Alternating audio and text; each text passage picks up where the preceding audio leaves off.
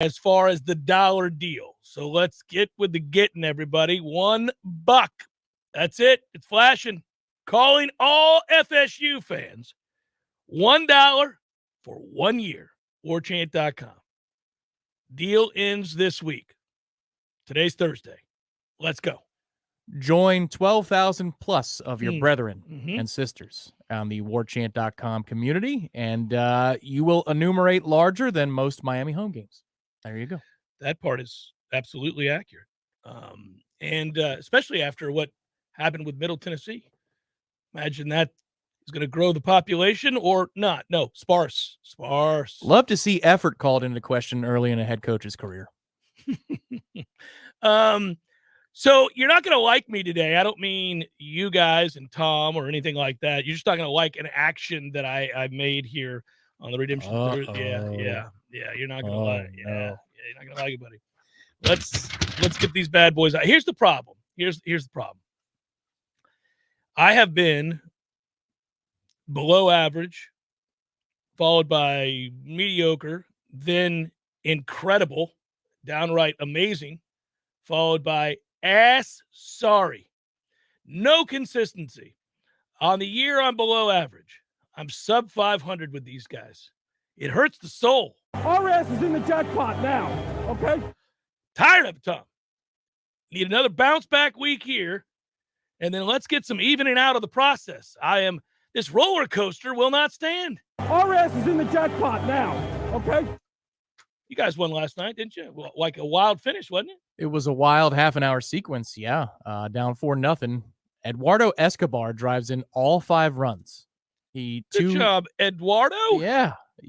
2 in the 7th, 2 in the 8th, and the winner in the 10th. Go figure. And then the Braves tied up the Nationals in the 8th inning, 2-2. Figuring that's going to be it, right? If it seemed like the Braves tie up the Nats, they're going to win.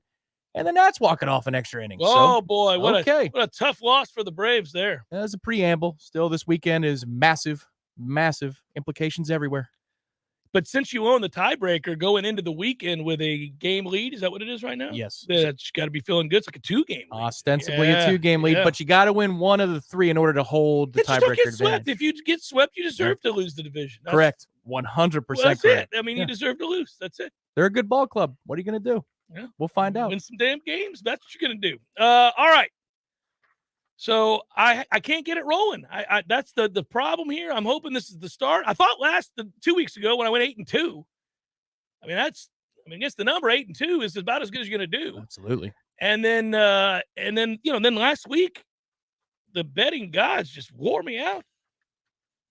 I was like, this is not. Didn't you challenge the gods over something? I said you something. You did. Oh, I got a little cocky. Was it the Thursday game? It was something. Well, no, after I went 8-2, I was like, all right, come get you some. Yeah. Come get you some. Yep. You don't want any of this right here. I'm on a heater now. I'm 8-2. And they went, we will come get you some. And they did. They did. So I didn't get skunked, but close to. We need to bounce back. Here they are, baby. You'll note that I still was able to steer clear of the NFL this week. Just tired of it. I got no shot. Good to see you, Metro Delhi. I don't see why not. Navy versus Air Force over 37.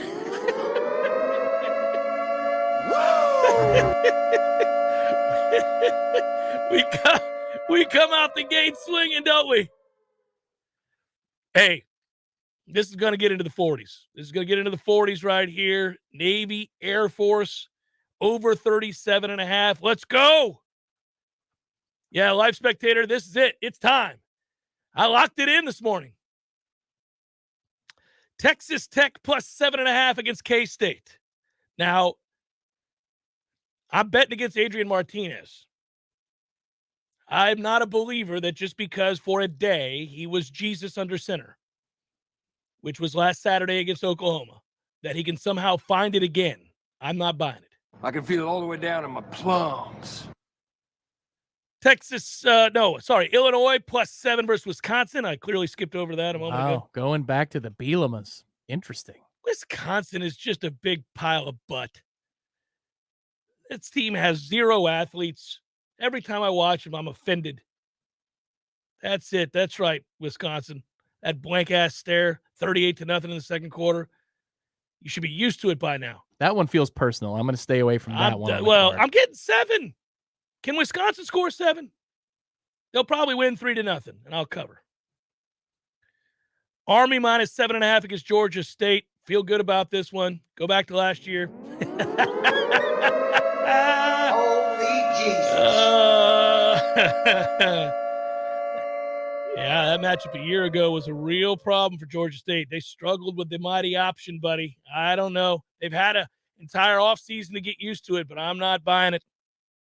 You can't replicate it, Tom. You can't replicate it.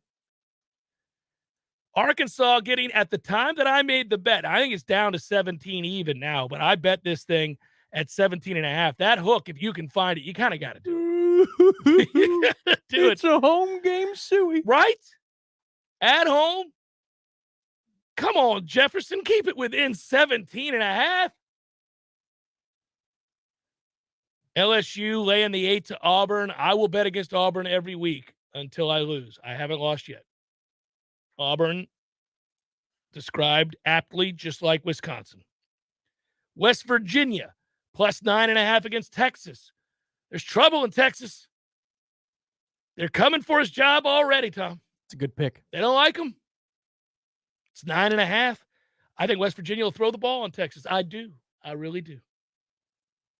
I don't need them to win, but I need those 9.5 points. Duke laying 2.5 against Virginia. If you've noticed, I pretty much bet against Virginia every week now.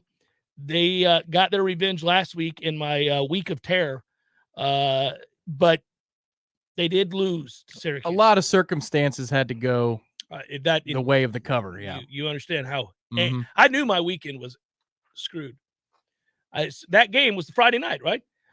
Yeah. I remember sitting there thinking, "Oh, really? This is how we're going to roll out here on the weekend. This is what we're going to do. Not cover against Virginia, Syracuse." That's like missing your first front end of your 1-and-1s in college basketball. Yeah, that's it. Okay. So we're gonna little 8 for 22 today from the stripe. All right. And finally, I just don't like the number. I mean, Ole Miss may win the game, but I'll take Kentucky plus 7. The Fighting Mark Stoops are tough. That's a really fascinating game. It's a big number. I'm really intrigued by that game. I like it. It's a fun game. You're right, Ian. Virginia's dead to me. I wash my hands of Virginia. I'm dead. They are dead to me. Two teams in the Coastal that offensively have gone asleep after having productive years last year: Miami and Virginia. There goes Virginia.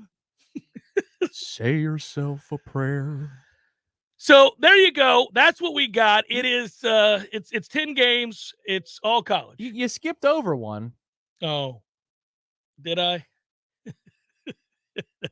Sorry, guys.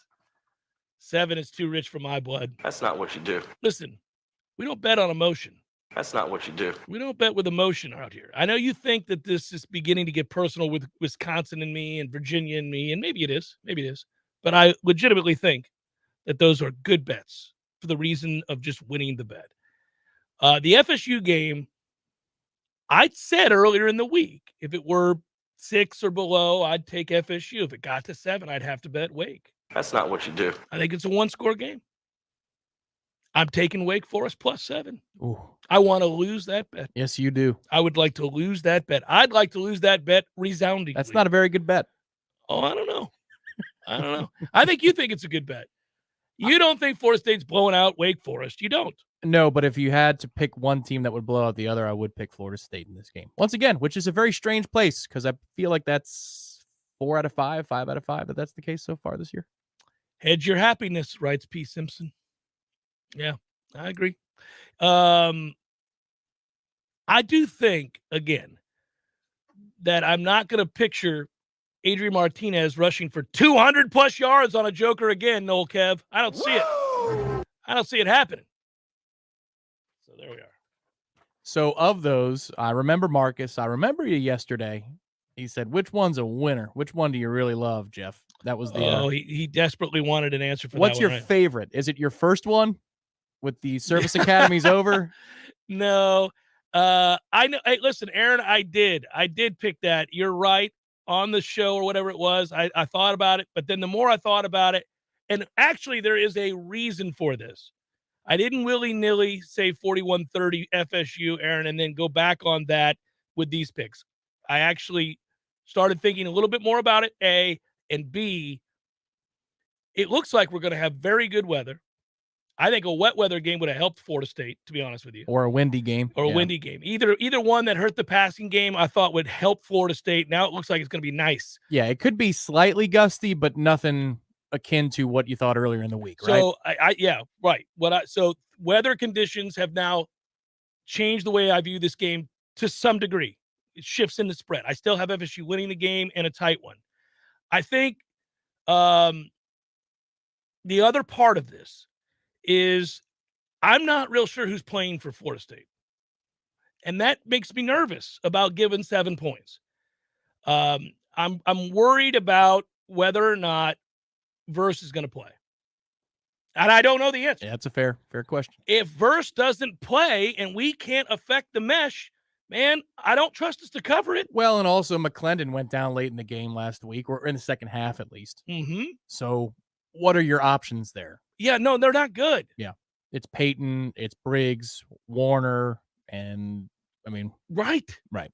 So that you're helping me here make my case. Yeah, that's what I do. I'm a helper. No, but I'm saying it went into my thought. I mean, I wasn't just sitting around like, screw it. And now that I think about it, no, I mean, the fact that we're going to have great conditions, which I'm happy about because I'm going to be in the stadium, so I'm glad we have great conditions. But I do think a really rainy game or a really windy game that adversely affected the passing game actually would hurt Wake a lot more, because I think we can line up and run the ball against them and utilize Jordan's legs. My hope is also that they're beat up, that all the posturing from Mr. Clawson, has more to do with him efforting to get out of this game just because they're beat to hell after the Clemson game and he knows he could use a break. It's a good hypothesis. I'd like that to be the case. I have a different hypothesis. I think he, along with perhaps a few other coaches in the ACC, believe that Mike Norvell ducked games during COVID. And I think he may fall in that group. So that's just a thought. There's some reason behind that. But anyhow, the point is, I think I don't know. The Clemson one, I think, is beyond reproach at minimum. Yeah, Clemson. The fact that it didn't happen. I believe. Oh no, I don't think we were. I didn't say we did. Oh, okay. What you said. I said it sounded as though you said it's. I feel like there might be some. No. Validity to their coaches. No. I'm not willy-nilly going off half-cocked telling you that I think that there are some ACC coaches who believe that Mike Norvell could have played some games during the COVID year that he didn't play. I'm saying they think that. I'm not saying they're right. Okay. All right. I'm not saying they're right, but that's a belief by some of those coaches. Yeah, 100%. Without question. Yeah. So I think maybe that, along with being a little banged up, might have been the root of some of the comments that were made earlier this week by Coach Clawson. I think he immediately regretted it. Yeah. And so, screw him, right? Screw him. I got you. Well, yeah. But I'm just letting you know that kind of permeates the thinking of some of the coaches in this league. So, who Clawson reminds me of this week? Because I think I was asked this question today by a friend about, so do Florida State fans now not like this dude? And I think now he's on the list. He's made the list. You've made the list? Yeah, whereas about 5 days ago, you said, oh, good for this guy. We can't get our stuff together. We're finally starting to, but this guy's done so much with so little. He's a good coach, though. Right. There's no getting around that. And good for him. I think that was the attitude of this fan base until the comments started circulating. And now you go, what the hell, man? What do we ever do to you except, lose some games? What's your problem with us? What's your beef with us? And to me, he strikes me as the guy we do this with probables a lot, that you go play golf with. And he's all smiles in the first hole and the third and the fifth hole. But then you're starting to beat him, like really. And it's becoming apparent by the 9th or the 10th. And then he turns petty. No. You can't. No, that's not good. You got to put that out. Mm-hmm. When it was a friendly game beforehand, it's not friendly anymore. What happened to you? Yeah, it's not friendly anymore. You got to stick somewhere that it shouldn't be, man. What's you going on? you think it's gotten a little. Now this is going to become a thing. Now this is going to be a real rivalry. I mean, hopefully not. Hopefully we turn the corner and they're on their way down after all these Sam COVID Hartman eligibility. can't play for 10 years. Yes, yeah. I mean, at some point the dude has to move it along to the NFL. Let's go. Or not. Well, I mean, Sam's a good player. He's going to get a shot. He'll get a shot. He's going to get a shot in the league. There are worse backups than Sam Hartman on Wake Forest. Correct. I mean, Sam's going to be in the league, period. He is. Now, I don't know if he's going to start and be any good, but he's going to be in the league. And it's hard to get into the league. You got to be a good player. So I give him credit, and I give Clawson credit. And, it was petty what he did earlier this week. It inferred an awful lot. I think it was born from the frustration of a couple of years ago. But I don't I don't know. I'm indifferent. I would like to be more indifferent to Wake Forest moving forward. If we're going to get to where we need to go, and obviously, and I use this phrase a lot, but it's true, if Wake ends up operating at peak efficiency and Florida State operates at peak efficiency, this is not much of a contest.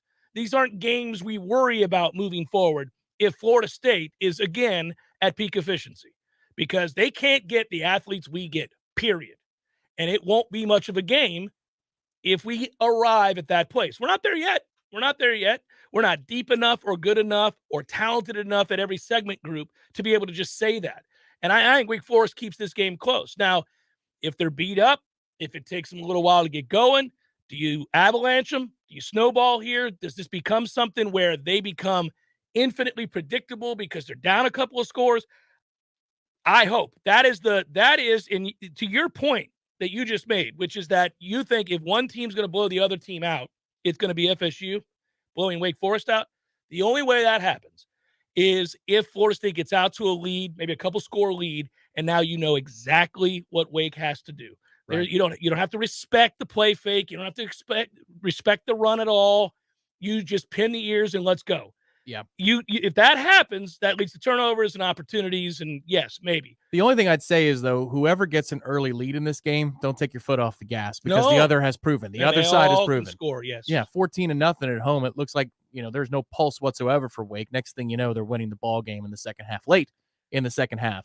And for Florida State, we've battled back from adversity, the likes of which I don't know many other ACC teams have been through this year. On the road at Louisville, find a way to win that football game with your backup quarterback and several other backups. So both of these teams cannot rest, even with a 2-score lead at halftime or the third quarter, because the next thing you know. I also feel like that 7 points in my wager is, in a lot of ways, counting on a backdoor.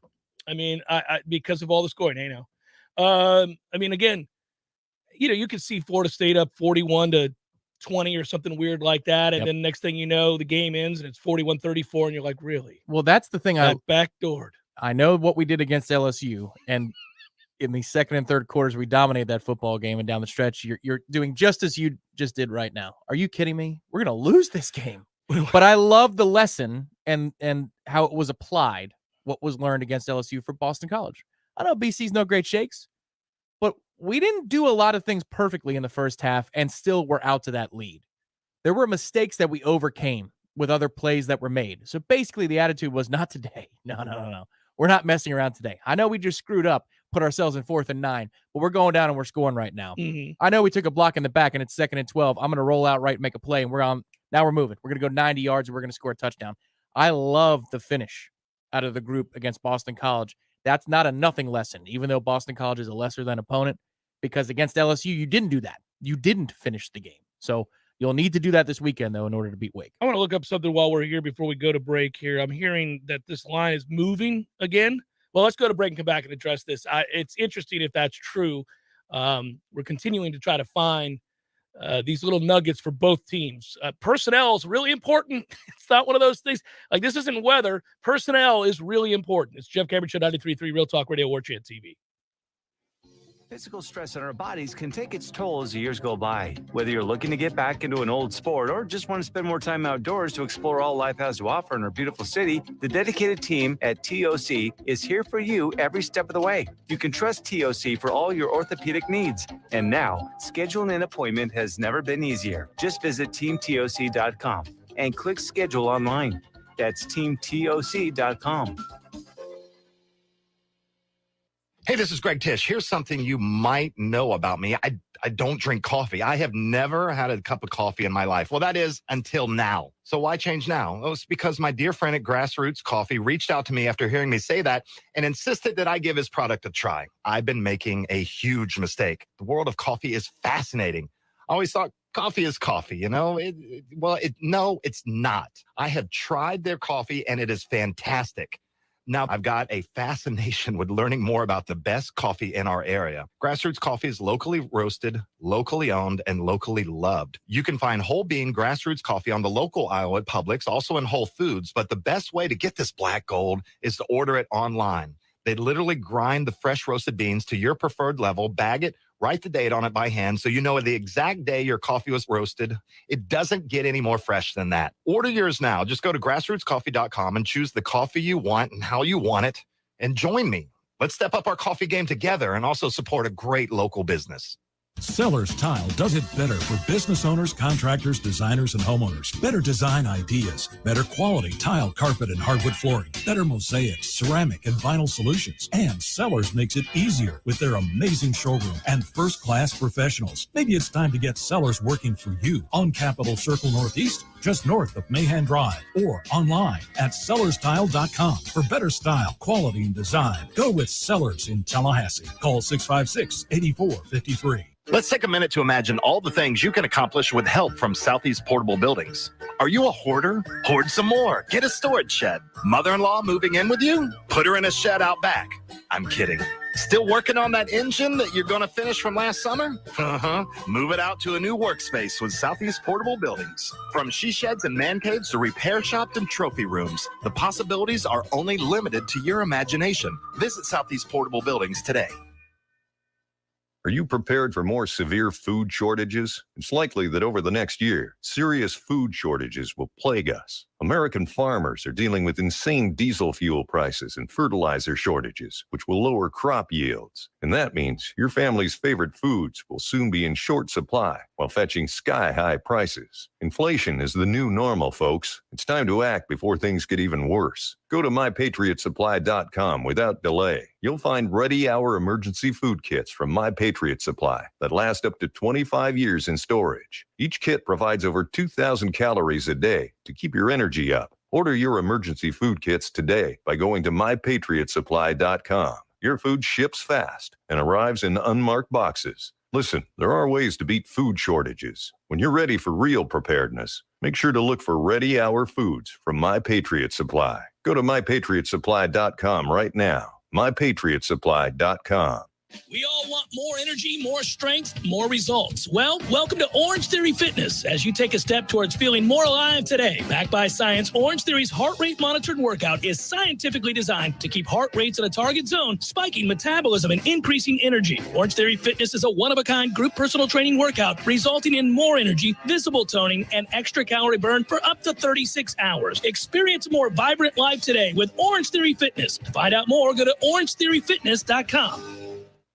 The Jeff Show brought to you by Orange Theory Fitness. 2 Tallahassee locations, Midtown on Thomasville Road and Northside in the Village Common Shopping Center. Online at orangetheoryfitness.com.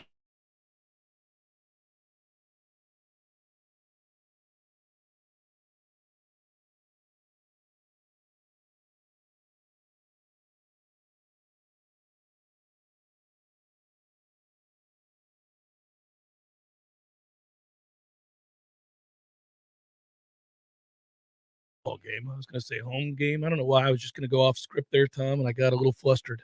Well, it's not. I mean, they're playing basketball 8 days earlier. I know. Here. I'm excited about 8 p.m. That. Yeah. You can score a VIP fan experience at the FSU UF game on Friday, November the 25th. There you go. That's the one. Courtesy of Bud Light and Tri-Eagle Sales. 7 days earlier. Sorry. It's a Friday thing. I'm still thrown off by that FSU UF Friday kick. Yeah, and people are upset about it, but it's sold out. It did. Yesterday it did. It did. Sold out, yeah. Text Bud Light Fan 22. I saw Mike Laporn last night. Good to see old Mike. Glad he's doing well. Tri-Eagle Sales, everybody. I still got your Palomas in the car. I got to make sure today. You're just sitting there getting beat down by the heat? Well, come on, Tommy. You can't You're have allowed to alcohol walk on- over to my car, too. You didn't tell me that it was sitting in the car? I said I picked it up. Come on, man. Text Bud Light Fan 22 to 855-297-9460. That's 855-297-9460 for a chance to win sideline passes, hospitality passes, 2 tickets to the game, plus Bud Light and FSU fan gear. That's Bud Light Fan 22 to 855-297-9460. Make your football season epic with Bud Light. Must be 21 years of age or older to enter, and complete contest rules are there on the website, trieaglesales.com. There's also some neutral for you, which is a little vodka soda action. So it's a good Thursday for you. What kind of soda? I don't really. No, it's vodka soda, like tonic. Yeah, or, like, well, it's not tonic. It's but like I soda water. Soda water. Yeah. Tonic is very different. I'm sorry. That's all right. That's the tonic people out there. Yeah, the time for that would have been a couple weeks ago when it was hot, Tom. That's too nice now. The people who are on the tonic versus the soda thing are much like the Buc-ee's versus the Busy Bee people with the gas stations. They take great pride in their arguments over which noting the difference. Yes, aren't they this pretty similar? I think so. Except for Buc-ee's is bigger, right? Buc-ee's is bigger. Oh, I thought you were talking about tonic and soda. Yeah, Buc-ee's is a larger institution. Yes. I want to really quick. I didn't get to do it in the outset. This is my fault.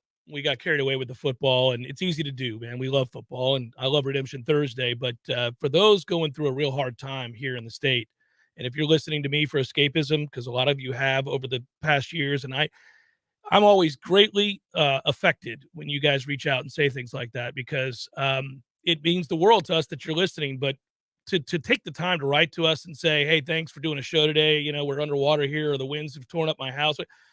It's the least we can do, and I mean that. You're in our thoughts, all of you dealing with this, and South Florida and West Florida, all that. I mean, guys, we know the areas most affected. Obviously, we've all watched this horrific images come across our television sets over the last 24 hours, and Fort Myers and Naples and Punta Gorda and all those places. It's awful. And you guys have been on my mind today. And late last night, I was doing a lot of thinking about how awful it must be to have the thing that you trust the most, which is your family intact and you're safe in your home and all that, have that be ripped up and have your life ripped apart. So we wish you nothing but the best. So I want to get that out there at the beginning. Know a lot of people down in that area that have been affected, and my parents were affected, but no bodily harm or anything like that. But it's a war zone where they are. It's sad. And so seeing those pictures and then extrapolating out from places where it's even worse. Gosh, my heart bleeds for you. What are they doing? They coming up? No, they're working on their home. They are, they're going to spend the next however many weeks that it's going to take to kind of get things back to normal.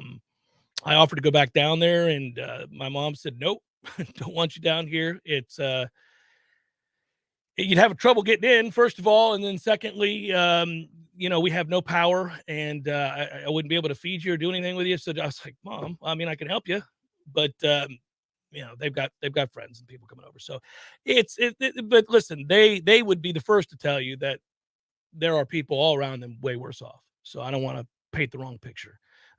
It's just awful. So we move on. It was eating at me, and I realized I didn't do it to start the show. So there you go.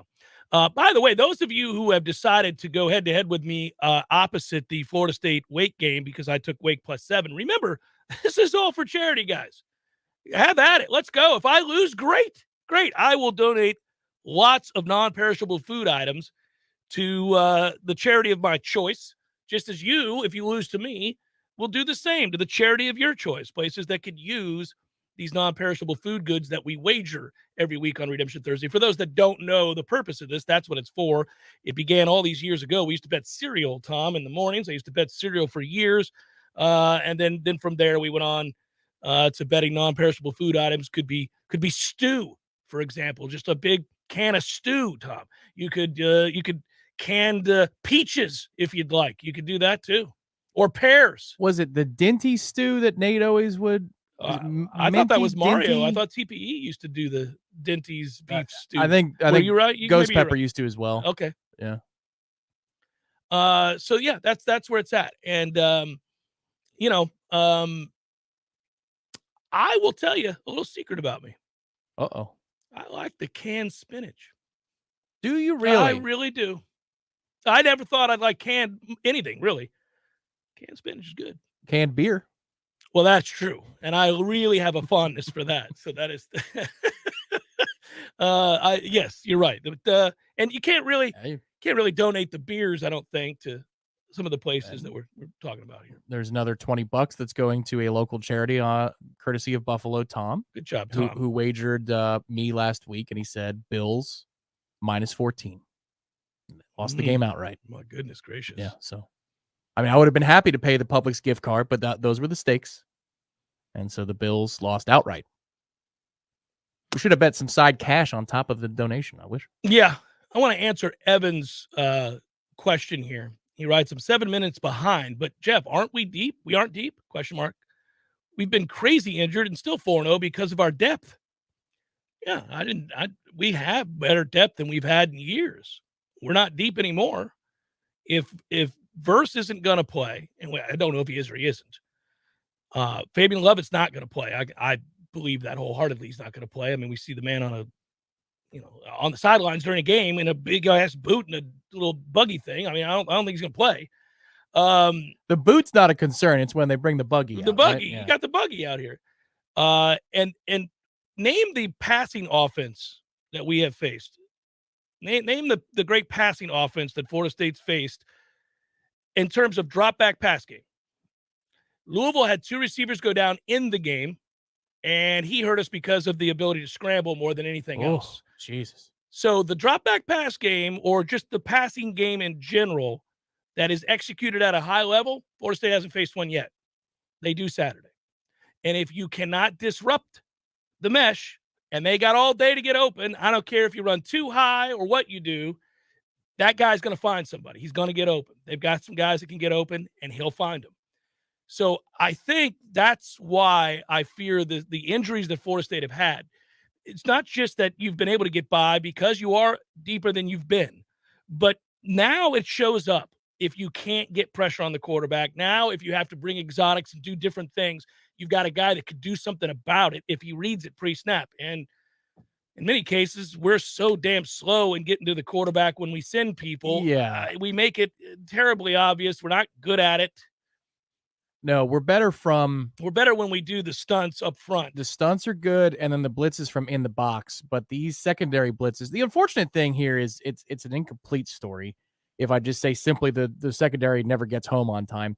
Because against LSU, when Fuller blitzed Akeem Dent and Jamie Robinson, it was now. And because they were close to the line of scrimmage. But if we ever call anything that's any distance at all from the ball or the line of scrimmage, we were joking about it before the show started. We're in the era of the widescreen television. And we can't see the guys that are coming on the blitz. How is the safety out of the picture, out of the frame? Yeah. The picture before the snap.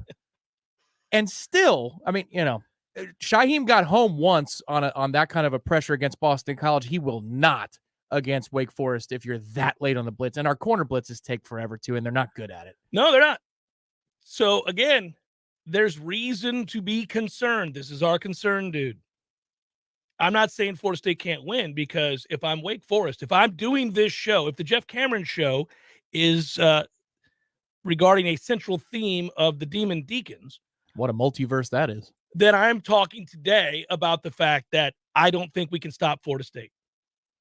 My conversation would be, guys, good thing we can score, and I think we will against Florida State, because we're sure as hell not going to stop them. Not with the way that quarterback's playing. They've got a better quarterback than the one we just played. That would be the take, right? Yeah, the take would be, have you seen how much Jordan Travis has grown up? Have you seen how much this offense has grown up? They've got a respectable, not good, but respectable offensive line. They've got a 3-headed running back room, all of which are effective, all of whom are effective. They've got wide receivers that every week feature a different guy in a starring role. So there's a depth at wide receiver that they haven't had. The tight end room isn't great, but I'll be damned if Cam McDonald's not running wide ass open every week. The quarterback, pre-snaps, he's accurate in the middle of the field in a way he never was. And if you do blitz him, he's going to make that guy miss. So we're not going to stop Florida State's offense. That's Jeff Cameron doing the Wake Forest show. That's what that is. And I think that's accurate. But conversely, since I am here and I'm doing the show here and I'm doing it for our beloved Noles, I will tell you, I think we're going to have a hard time stopping them. And I could see this being a shootout. I thought earlier in the week that rain would have a major impact on this game. Doesn't look like it's going to at all. And I thought maybe if not rain, a lot of wind. Doesn't look like that's going to be a problem either. So let's get it on. Let's get on 44-41, 41-34, whatever. Let's go. Here's an oversimplified take. If Florida State is only guilty of 2 to 3 pass interference calls, I like our chances a lot more. Because I'll revisit yesterday's thought, which is it's not just that he hits really accurate throws when in scoring range. And for them, scoring range is at the 30 or the 35-yard line. I mean, let's be honest. With the way that mesh goes, you're in the red zone around the 30 with that offense. Yeah. But, I mean, every other throw down the field is how many PIs were they flagged for, Clemson? 7? 8? Yeah, and that kid the one kid had a real hard time. He made the pass breakup at the end of the game, but it was also a desperate He's throw. not a bad player. He's put in a terrible position over and over and over. He didn't exactly make plays. The only thing I'd say, too, is, again, I don't know. Coaches lobby for things before games all the time. And when they see something on film that a team does over and over and over again that they think is borderline nonsense or whatever it might be, they get into the referee's ear before the game. Hey, look, this some bitch going to throw it straight up in the air the second he's pressured, and it's going to be 30 yards short of the target, and they're going to count on you to throw that flag on every single play. It's nonsense. Don't bail them out for these uncatchable passes. Don't you do it. There's going to get that audio. Don't you do it. Yeah, right. Don't you do it. But they have time and again. And I said it was akin to all those years that Duke got the benefit of the doubt in basketball because their reputation preceded them, which was that they play lockdown defense and they're technically sound. Yeah, they also hack the bejesus out of people and never get called for it because the reputation is that they do everything right. And the same thing happens with this Wake Forest offense. They're forever throwing flags for pass interference on balls that are thrown straight up in the air 30 yards short. Look, man, you do have to watch yourself. Can't tackle the guy when he turns back to make a play on the ball. I got you. You can't do that. I mean, even if it is really short. Yeah, there's a difference between the Renardo Green penalty in the first quarter against Louisville, which is just you're out of position and you're guilty. Yeah, you are guilty. You're guilty, right. And some of the crap we saw last week, which is, okay, we're playing 500 here? Yeah. Is that what we're doing? Straight up in the air. 500! Oh, yeah, no. And it's that one kid that you never want to throw the ball because somebody's going to get hurt. Two dudes are going to collide and go head first. Oh, man. It was a simpler time when the game of 500 could be played by youths and outfields everywhere. We'd throw baseballs straight up. Ooh, baseballs? We do it baseballs, yeah. Degree of difficulty and pain. Oh, yeah, we do it. You put a little risk into there. Got to have a little heart. It's not as dangerous as Red Rover, but that's kind of dangerous. Yeah. Good times. And the funny thing is, we thought nothing of playing it for like 4 hours. Who the hell plays anything for 4 hours anymore? Phone, the video game's calling you. Unless it's Minecraft. Oh, yeah. Well, that or the stupid Fortnite, which I could shoot the inventor of Fortnite. Chef Cameron Show, 93.3 Real Talk Radio, Warchant TV.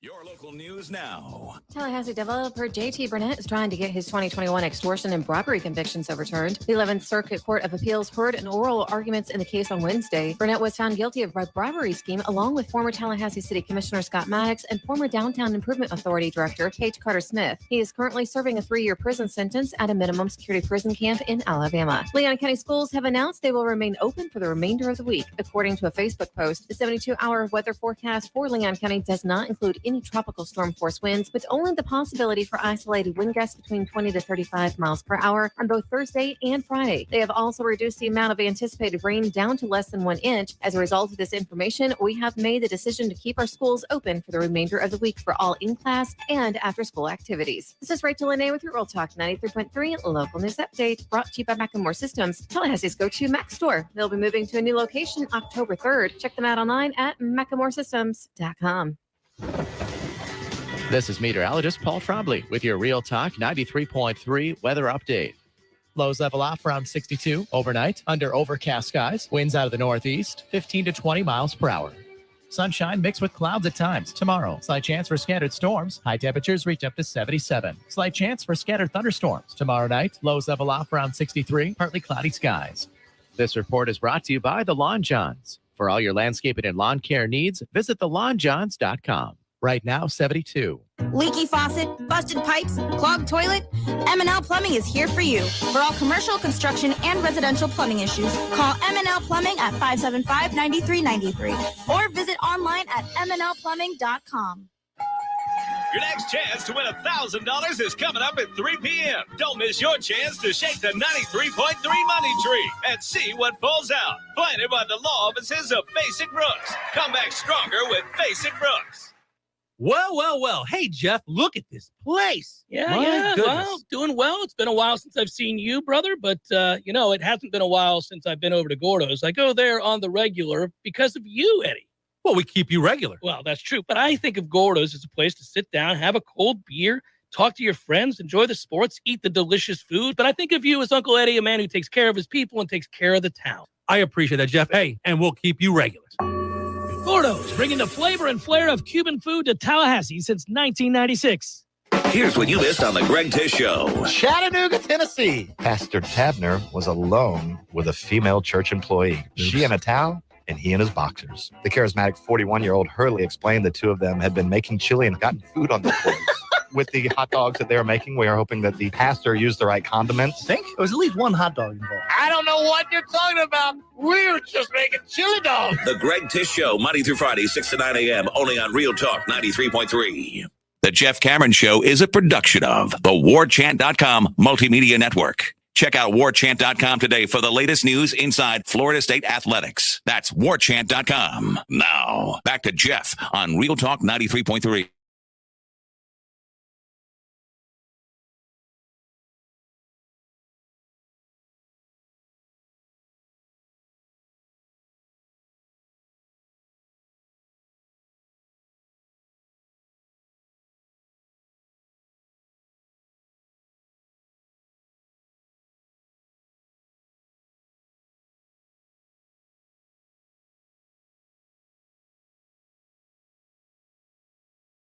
Once in a while, you get surprised. You do. It's right. Yeah, I've been. Your psychedelic furs. Oh man, blown away! It's a great record. I thought there was zero chance of that. I almost apprehensively hit play when that record came out. I was like, well, we'll see. I mean, Richard Butler's like 65. Let's see. A Letter to You by the Boss. Yeah, that was good. Those several really well. He defies the odds. But yeah, there's a lot. Pre-game, post-game, no game at all. Anytime is the right time for Zaxby's platters, just as long as you're hungry. That's true. Those platters, they come with a lot of food, baby. Feed your team with your choice of traditional or buffalo fingers or boneless or traditional wings. If you're having trouble deciding, get the best of both worlds with a sampler platter. Don't forget that world-famous Zaxby's sauce. It's good. Satisfy your chicken craving with Zaxby's platters. Order online or in the app. Your Tallahassee Zaxby's, a proud Golden Chief booster for 17 years. Go Noles.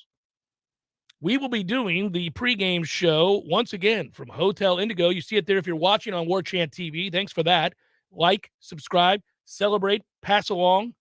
Watch every video 700 times. Pregame show from Hotel Indigo, 12:30. Yep. Doors open 11:30 if you'd like a little Bloody Mary cocktail or something like that. I would, Tom. I'd like one, but I'm going to have to wait till after.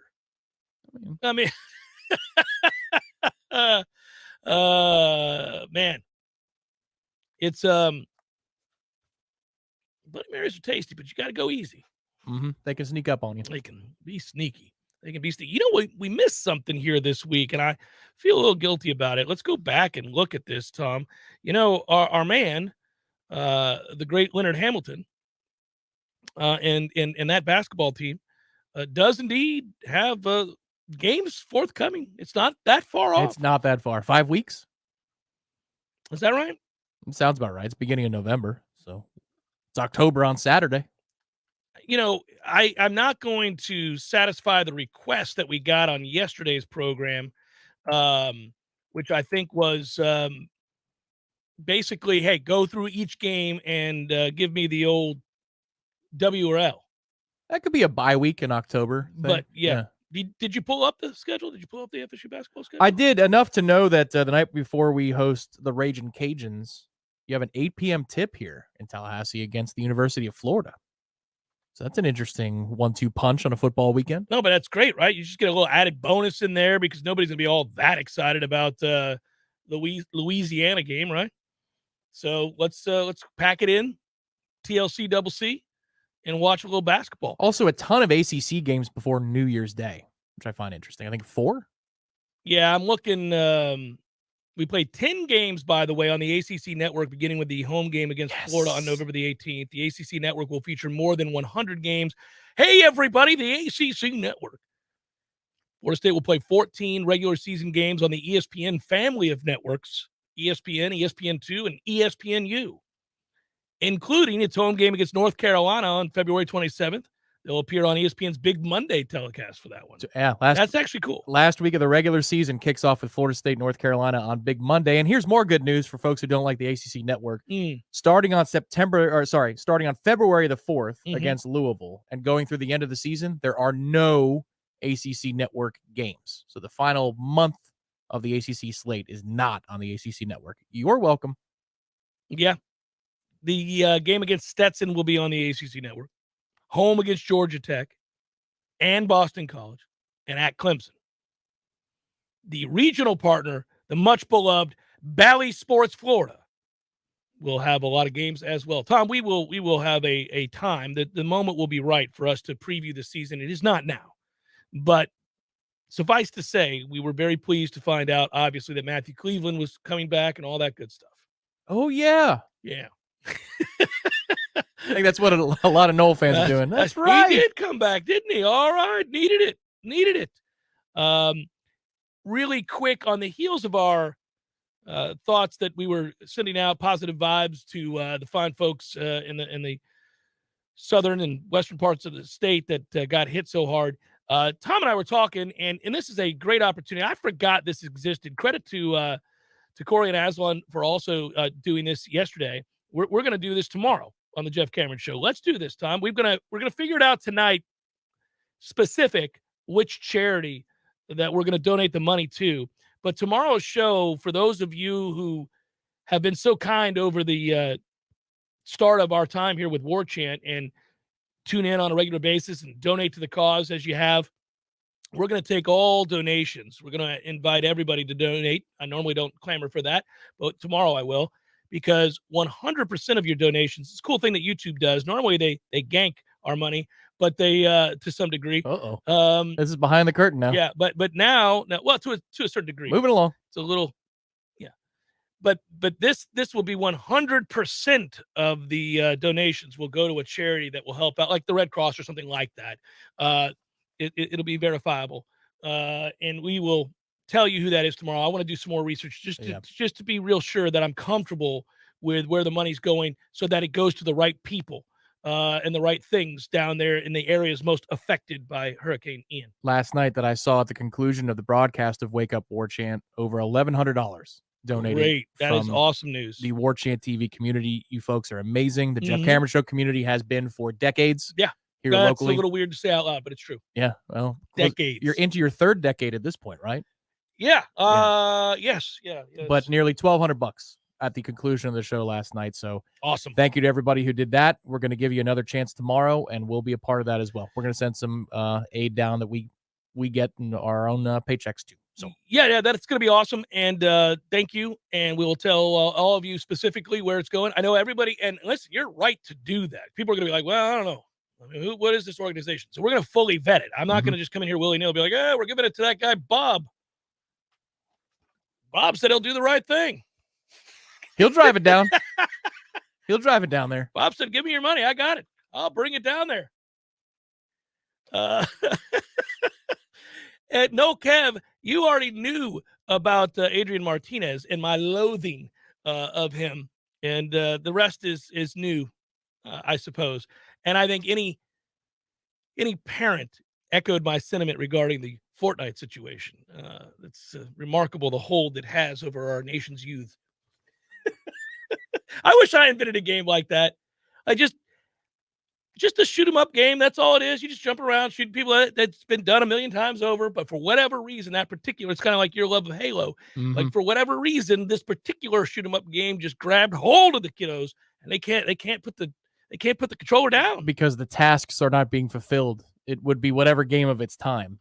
So for maybe you it was Pong. Your mom hated Pong. Sir, the Atari 2600, please, or the Commodore 64. What did you have? Rambo 2? The Commodore 64, which I played Micro League Baseball. Look it up. Oh, okay. Micro League Baseball may have been the most straightforward, basic-ass game of all time, and I still would love to play it. You didn't even see graphics. You didn't see people. It told you, like, I would be the 1979 Pirates. It had every roster that ever, like, you could choose from the all-time great team. So you could be the 27 Yankees. You could be anybody you wanted, right? So I'd be the 79 Pirates. And then I would play a season with them. And I would print out every single box score on my printer after the game. Because you could choose to swing away, you could bunt, you could choose to hit and run, you could choose as a pitcher, you could choose to avoid contact, try to get a guy to chase. You could all this. It was incredible. And it made you just fall in love with baseball. And I would print out 162 game seasons. Oh my. I would play up there, and I'd play every game. And my mom was like, there's a forest that has lost all of its trees because you can't stop printing out the box scores of make-believe baseball games on your Commodore 64. I'm like, it's very important to look back and learn from history, Mom. I want to know. So the Commodore 64 had a printer with it? Yeah. Yeah, I had a printer with it. What kind of nonsense console is this? There's like a printer attached to it? I was a Pitfall master back in the day in the Atari 2600. Yeah, so anyhow, those games, loved it. I played Enduro. I played all those. You guys are just cruel to me these days. Man reaches his 50s and all of a sudden, all the jokes. I was around before flight. I used to take the steamboat down the river to go see folks. Steamboat Jeffy. I remember when Flagler built the railroad so we could get to South Florida. It was amazing to see all those orange groves. Incredible times. Hour number 2, forthcoming. Stay with Jeff Cameron, 93.3 Real Talk Radio, Warchant TV.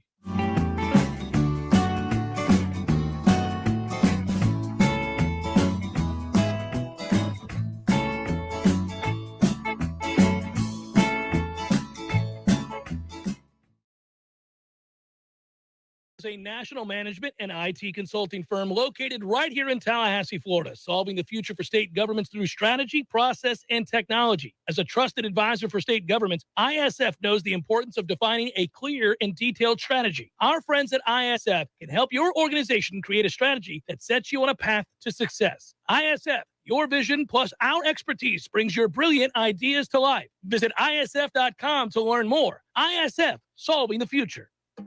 Football at El Jalisco, football at El Jalisco, what a combination. It's a great big celebration. It's football at El Jalisco. I can dig it. Who's playing? Oh, man, everybody. The ACC, the SEC, all the C's, and even the pros. The Bucks, the Steelers, the Giants, the Cowboys. Wow, far out. You bet, man. When the game is on, it's on at El Jalisco with incredible specials on everything from frosty cervezas to salty margaritas. Does Margarita know? Dios mío, not again. The best place to watch the game is El Jalisco. College, pros, Monday night, Thursday night, you name it, El Jalisco is football headquarters. And with 5 Tallahassee area locations, there's probably an El Jalisco right around the corner right now. If you're a business owner of any kind, you need advanced fire protection services. We are AFPS, and we provide high-quality life safety services throughout Northwest Florida, and we've been doing it since 1989, with offices now in Tallahassee. Fire sprinklers, fire alarms, fire extinguishers, hood suppression systems, and emergency exit lights. For all of your life safety equipment, we've got you covered 24/7. We are Advanced Fire Protection Services. For a free life safety system evaluation, visit WeSaveLives.com. That's WeSaveLives.com.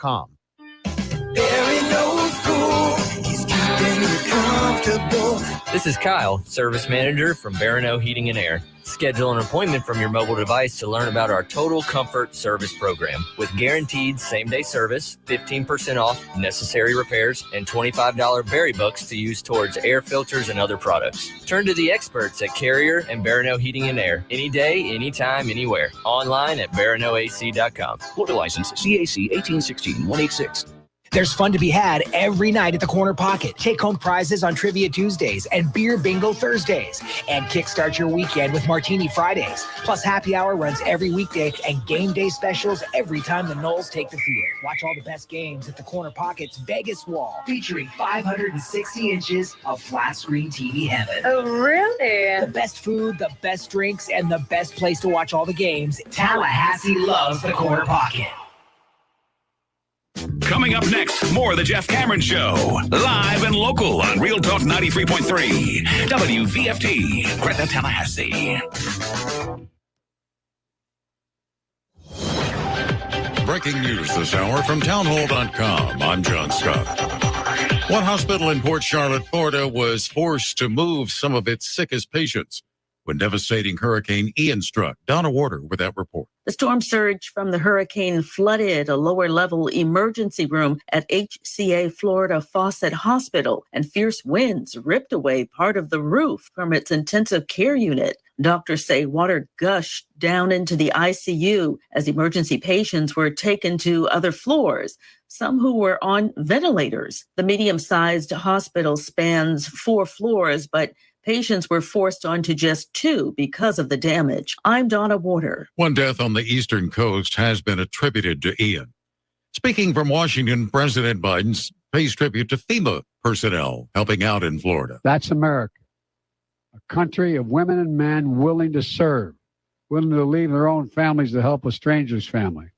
Everyone hard at work in Florida right now deserves our thanks. The president says when conditions allow, he will visit Florida, and he vowed to rebuild after the catastrophic damage. Tropical Storm Ian Center in the Atlantic Ocean now, but forecasters predict it will return to hurricane strength and turn north towards South Carolina. Also at townhall.com, battered by surging consumer prices and rising interest rates, the U.S. economy shrank at a 0.6% annual rate from April through June. The government announced the figure was unchanged from its previous second quarter estimate. It marked the second consecutive quarter of economic contraction, one informal rule of thumb for a recession. Consumer spending grew at a 2% annual rate, but that gain was offset by a drop in business inventories and housing investment. Correspondent Jeremy House. On Wall Street, the Dow is down 665 points. More at townhall.com.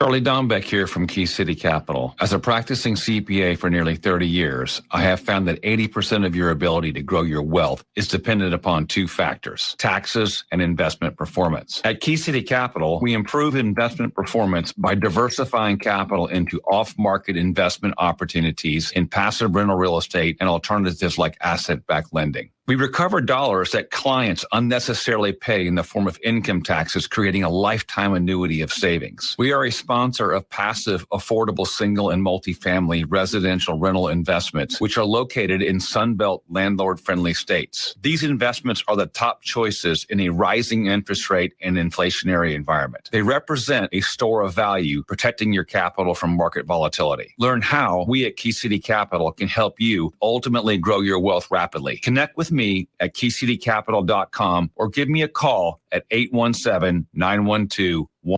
T-Spark Enterprises, roofing and construction services. T-Spark, T-SparkConstruction.com. We conquer all peaks, we fix those darn leaks. Call 850-766-1340. T-Spark Enterprises, roofing and construction services. T-Spark, TSparkConstruction.com. License number CCC 1331204. We all want more energy, more strength, more results. Well, welcome to Orange Theory Fitness as you take a step towards feeling more alive today. Backed by science, Orange Theory's heart rate monitored workout is scientifically designed to keep heart rates in a target zone, spiking metabolism and increasing energy. Orange Theory Fitness is a one-of-a-kind group personal training workout resulting in more energy, visible toning, and extra calorie burn for up to 36 hours. Experience a more vibrant life today with Orange Theory Fitness. To find out more, go to orangetheoryfitness.com.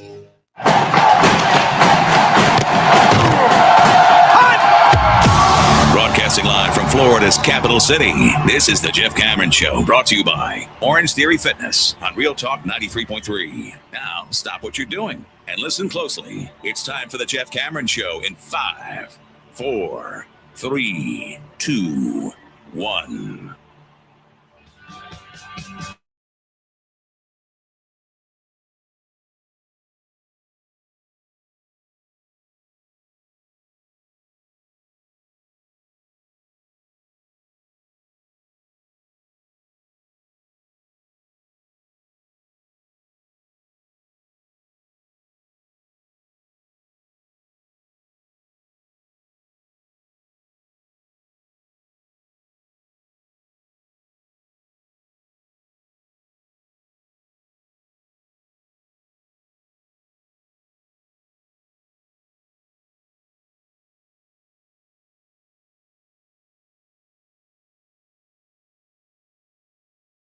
to like and subscribe, share. Get on in here. Let's go. Enjoy this. Get here. Get over here to Warchant for $1. It's $1. Goodness gracious. And that deal ends. Is it tomorrow? I think it's tomorrow. If it's not, it's Saturday. One of the two. Coming to a close, guys. The dream is nearly no more. We have been able to survive on the joy that is parting with $1 for a year subscription to warchant.com for months and months now. I mean, it's been going on for some time. It's a wonderful thing, and it is going the way of the dodo. That is it. Think about all that gets you, too, because it includes next spring's quarterback battle. Who knows who's going to be here? Is the NIL fund enough to retain the services of one Jordan Travis or not? It all depends on what he finds out about his draft status to answer that question that you're putting out there rhetorically. But it is sort of a fun thing to talk about. Well, and also, what transfers do we get in here? Because we are a transfer hotbed, sir. By now, if you're a transfer, you say, look at all these things that Florida State can do for me. Including upping my draft stock. Right. Signing day, of course, is in there. But then also next fall's camp. Join now. You get the whole fall camp of coverage. Head of playing Brian Kelly again for like the 10th year in a row. Rick says Peyton has some bend to him. Kid might have a breakout game. He's been getting better and better. Rick, you are all over it, sir. That is correct. He does have some bend to him. He's a kid that I think has a huge upside. And if he can get some weight on him and continue to develop, the flexion is there. I think I agree with you. I think he has a chance. He could have a great game for Florida State on Saturday. I don't know if Verse is playing. We do not have the answer. I would love for Verse to play. I think it's important that he does. If he does not, we're asking a lot of guys to step up. You know, Tom, if you think about this game and the reason it's a scary game, and I talked about, again, not being able to affect the passer means this becomes a shootout. Again, you're not doomed to lose the game if you can't disrupt the mesh. You are doomed to play a game that looks remarkably like the game Clemson just played against Wake Forest. So that's where this would go. I don't want to play that game. I'd rather play a game where you get stops, where you're not going into double overtime, where it doesn't hinge on a 2-point conversion, where you have the opportunity to close it out in regulation by, say, more than the 7. That'd be great. But I fear it because, and I say fear, I worry about it because we are all banged up, and this ain't Boston College. Boston College got overwhelmed by our backups. Boston College was dead before it got started. They didn't want to be here. Look at their body language. They don't feel like playing football. They know their season is a wash. They don't have an offensive line that blocks even poor defensive lines. The starting quarterback, he wouldn't say this, but I wouldn't blame him, is a guy that knows he has an NFL future. If he can stay upright behind a sieve of an offensive line, he's not exactly going to hold on to the ball and take that big shot to gain 7 yards in a game they're going to lose by 28. I mean, it's just, that's not happening at BC right now. So this team has a pulse, thinks it can win the ACC, just went toe-to-toe with Clemson, and has a quarterback that will throw for 400 yards on you if you don't get to him. Receivers that make plays, an offense that's hard to prepare for and is frustrating. And if it just may be the first game. That's all I'm saying. It may be the first game where these absences have a big impact on our ability to disrupt the best part of the other team's game, which is, in this case, their passing attack. You know, it's Fabian Lovett, Jared Verse, these guys, they're important. But let's not forget, some of the other guys that are giving it a go are also banged up. Amarian Cooper, Malcolm Ray, other guys are all banged up. So I fear it will catch up to us in the way of not being able to get to Hartman, not being able to get him off his spot. And if that happens, then, you know, I think we give up a lot of points. I think we would probably counter that and make this a lot of fun in the sense that it could be a tit for tat, whoever has the ball last type of game. Now, I know I said in my prediction that I gave for the Warchant report something different, but over the last 24, 48 hours, we have found out that really the weather that Dave Clawson was very fearful of is not going to have virtually any impact on this football game. So it's not a wet and rainy game. Doesn't seem to be. Doesn't look like it's going to be overly windy to affect the passing game. We might have a downright beautiful day for football. And that means both offenses are going to have a chance, I think, to light up these defenses, especially as it pertains to Florida State's defense being banged up. If you don't disrupt this mesh point, that kid's going to throw for a lot of yards. Yeah, and you've got to be on your P's and Q's at every level. You know, in watching it again and again, every year we get reacquainted with this thing. It's like playing Paul Johnson in Georgia Tech back in the day. You see the stress that it puts on linebackers and safeties, and different plays do different things. But Akeem Dent and Jamie Robinson have to really understand when is the time to crash and when is the time to stay at home, because a lot of the things that we run in practice, they run. It's just a longer version of it with the mesh. Yeah. You know, you see the basic RPOs. It's an RPO offense. They ran for Tate Rodemaker or they ran for Jordan, and it's basic. If the safety crashes, you throw behind them. If the safety stays at home, you hand it off. It's the same thing. He's just waiting for a really, really long time. But if you can disrupt it up the middle a little bit, that forces him to make decisions quicker. And there are some games and there are some eras in Florida State football history in which if you see a 3-and-out or a stop and you force a punt, you just kind of lightly maybe a fist bump around. Dap. Yeah. This is a downright swinging tiger fist pump and saying, all right, we got off the field. Right there. Every time you do. Anytime they kick it, a punt or a field goal, anytime they kick it, it's a win. And when we talk about success rate in drives and all the metrics that we bring up when we get into the analytics, we talk about how many times do you cash it in for points when you're inside the other team's 40. That was a stat that last year we struggled in, at least in terms of touchdowns and opportunities for Jordan Travis on passing downs when the field got short. They were able to really stymie Florida State. That has not been the case this year. So when I look at this game, if you get the said stops that you're talking about, you've got to cash it in the way of points. You got to make them pay for empty possessions. Really, both teams will be preaching that because I think both teams are a little nervous about what their defenses will or will not do. Now, the other part of that is, we go into this game knowing full well that if it's a kicking contest, we're not going to win it. It's unlikely, based on the evidence before you, that we'll win a kicking battle. It's also unlikely that it is going to be a kicking battle, but I hear you. But even high-scoring games can become kicking battles because if you cannot, if we go down and stall at the 30 and miss said kick, and they go down and get stalled at the 25 and make said kick, and here you go. Yeah, one of the hidden plays of the game last week for Clemson's win is that BT Potter hit that 50-plus yarder. Yes, he did. And that's what puts Clemson in a position to win the football game. Yeah, and by the way, he hits it with relative ease. Doesn't look shook in any way as he takes the field. That kick reminded me of? Yeah. You do? Yeah, down in Miami when we made the long field goal, Roberto Aguayo, to silence that crowd. I was in attendance for that game in the stands as a fan, and I remember thinking, man, that is trust. Roll that kid out. That environment was crazy that night, and that was a massive kick. And there he rolled out with, no fear at all. Made that kick easy. You could hear a pin drop. Those fans were shocked. I think they thought that the overwhelming moment was upon that young man. It was loud. It was at night. It was all those things. But he stepped up and drilled it. No doubt. Right. Yeah.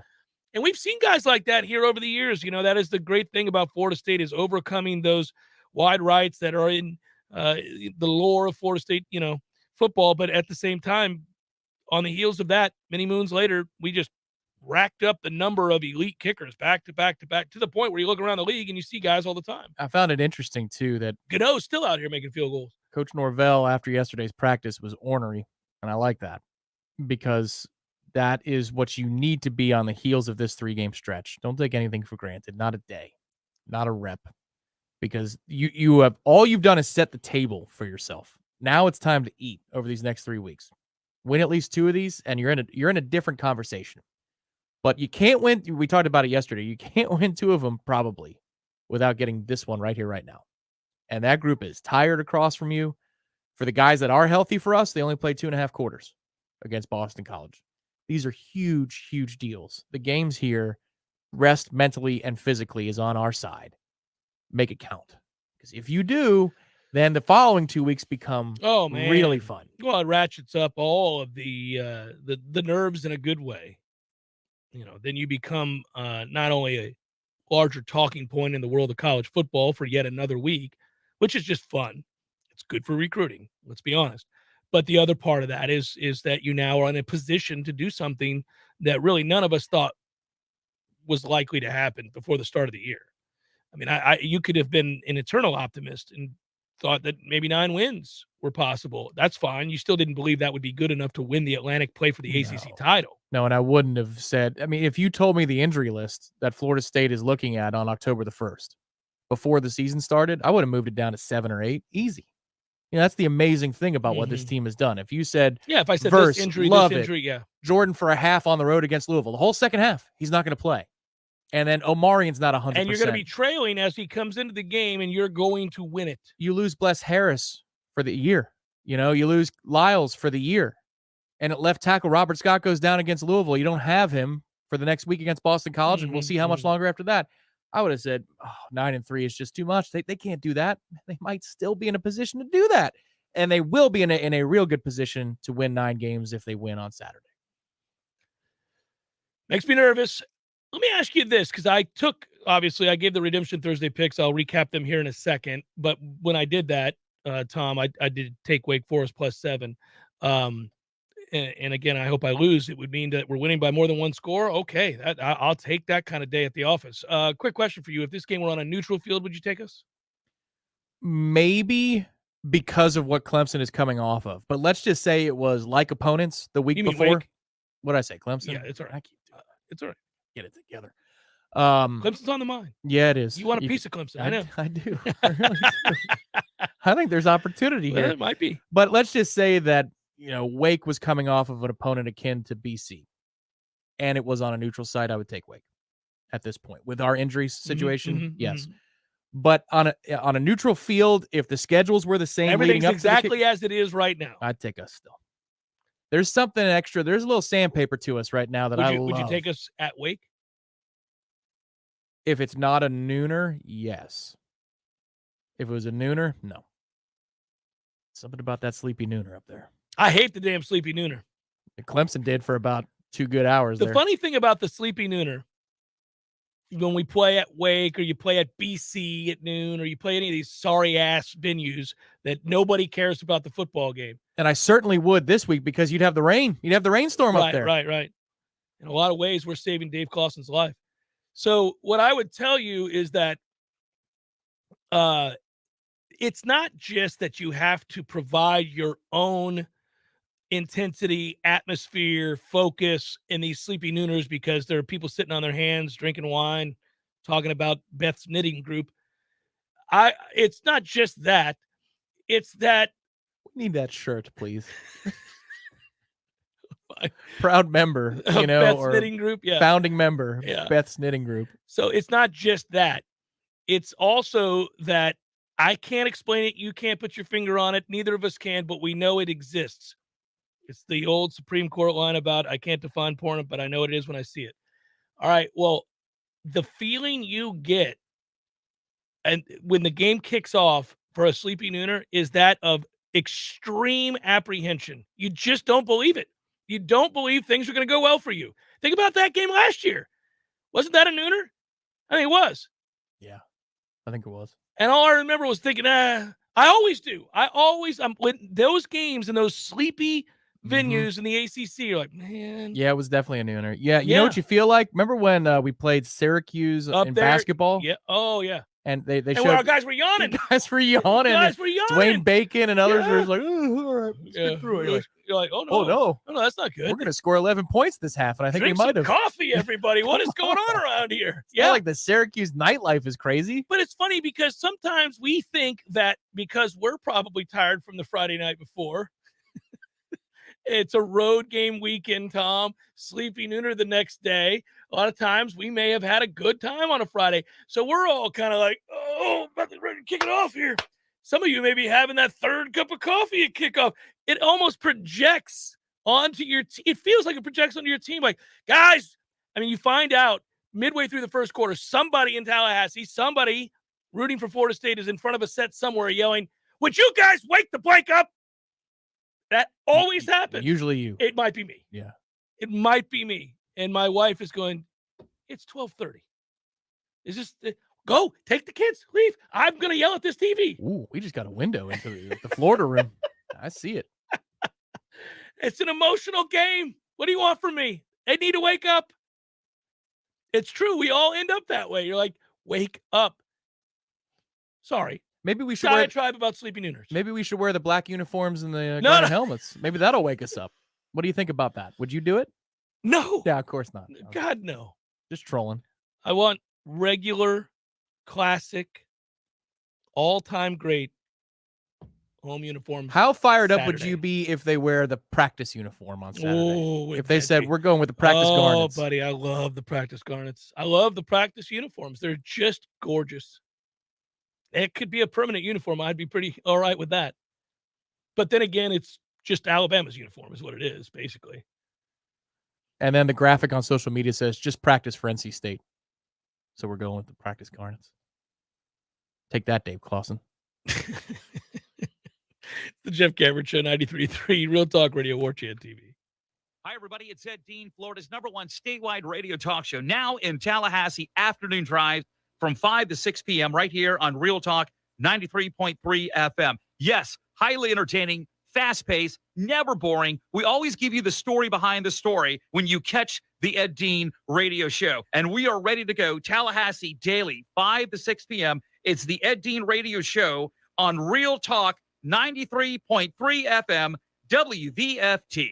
Imagine for a moment that you are completely weightless with zero gravity. All of your worries and stress melt away. Your mind stops racing and you fall into a profound state of pure relaxation. This is available to you right now at Tallulah Delta 8 Plus Floating in Railroad Square for just $50. These state-of-the-art floating pods are unlike anything else you've ever experienced, and while you're there, you can shop for some of the latest and greatest CBD and Delta 8 products on the market. Natural pain management, stress relief, and better sleep are all at your fingertips at Tallulah. Tell them Jeff Cameron sent you, and thank me later.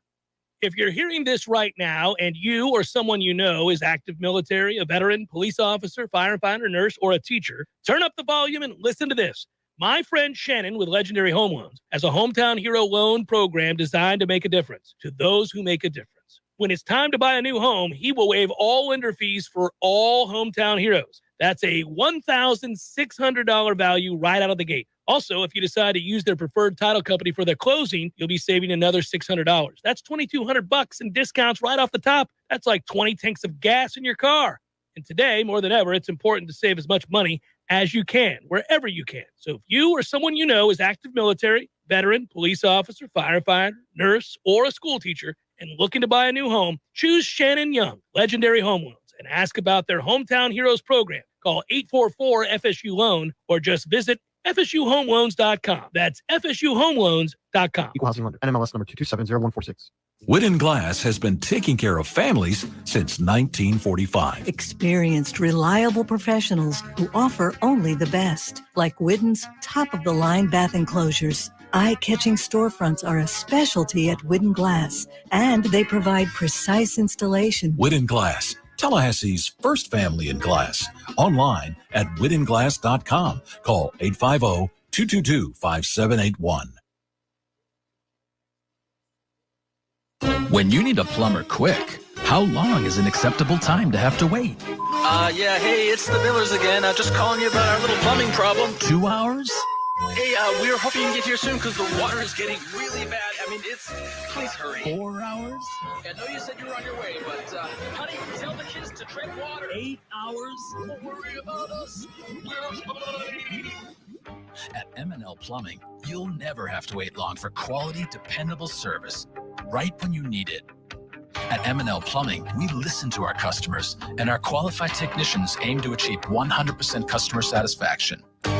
So the next time you need plumbing work or repairs, think of the name M&L Plumbing, your local plumbing experts, commercial or residential. Give us a call, 850-575-9393, or visit us online at mndlplumbing.com. M&L Plumbing, for all of your plumbing needs. We all want more energy, more strength, more results. Well, welcome to Orange Theory Fitness as you take a step towards feeling more alive today. Backed by science, Orange Theory's heart rate monitored workout is scientifically designed to keep heart rates in a target zone, spiking metabolism and increasing energy. Orange Theory Fitness is a one-of-a-kind group personal training workout resulting in more energy, visible toning, and extra calorie burn for up to 36 hours. Experience a more vibrant life today with Orange Theory Fitness. To find out more, go to orangetheoryfitness.com. The Jeff Cameron Show, brought to you by Orange Theory Fitness. 2 Tallahassee locations, Midtown on Thomasville Road and Northside in the Village Common Shopping Center. Online at orangetheoryfitness.com.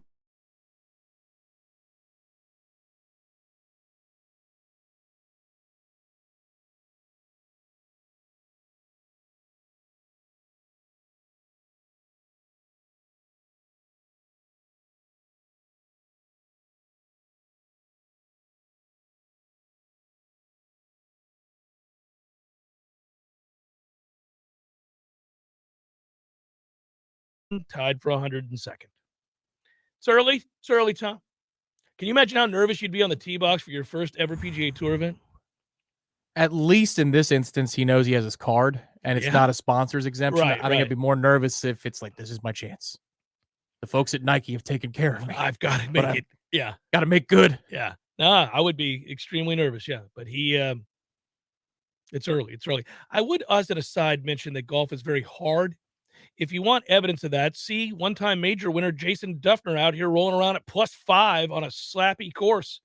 My man is just routinely terrible these days, and he was once really good at golf. It's just awful. But Tiger slept with his wife, and, next thing you know, that was the rumor. I was going to hit the Ric Flair because of a super chat contribution, but that would also oddly tie with Tiger Woods. So I'm creating a gap now to. Whoa! There you go. Let's get to that super chat contribution. I didn't see it, so I did not read it. I failed the individual. Florida man in Texas. There he is. And it's a quick. Whoever negotiated our schedule deserves a raise and needs to keep it up. Yeah, the schedule has worked out. We've survived the start here, and it's going to be. I sense it. I feel like maybe I'm doing this for my own purposes, but I think it is maybe because I'm protecting the fan base a little. I feel fatherly today. I'm trying to hint a little bit that the passing offenses we're about to face in succession are unlike the offenses we have faced up to this point. Now, I will throw a caveat in there.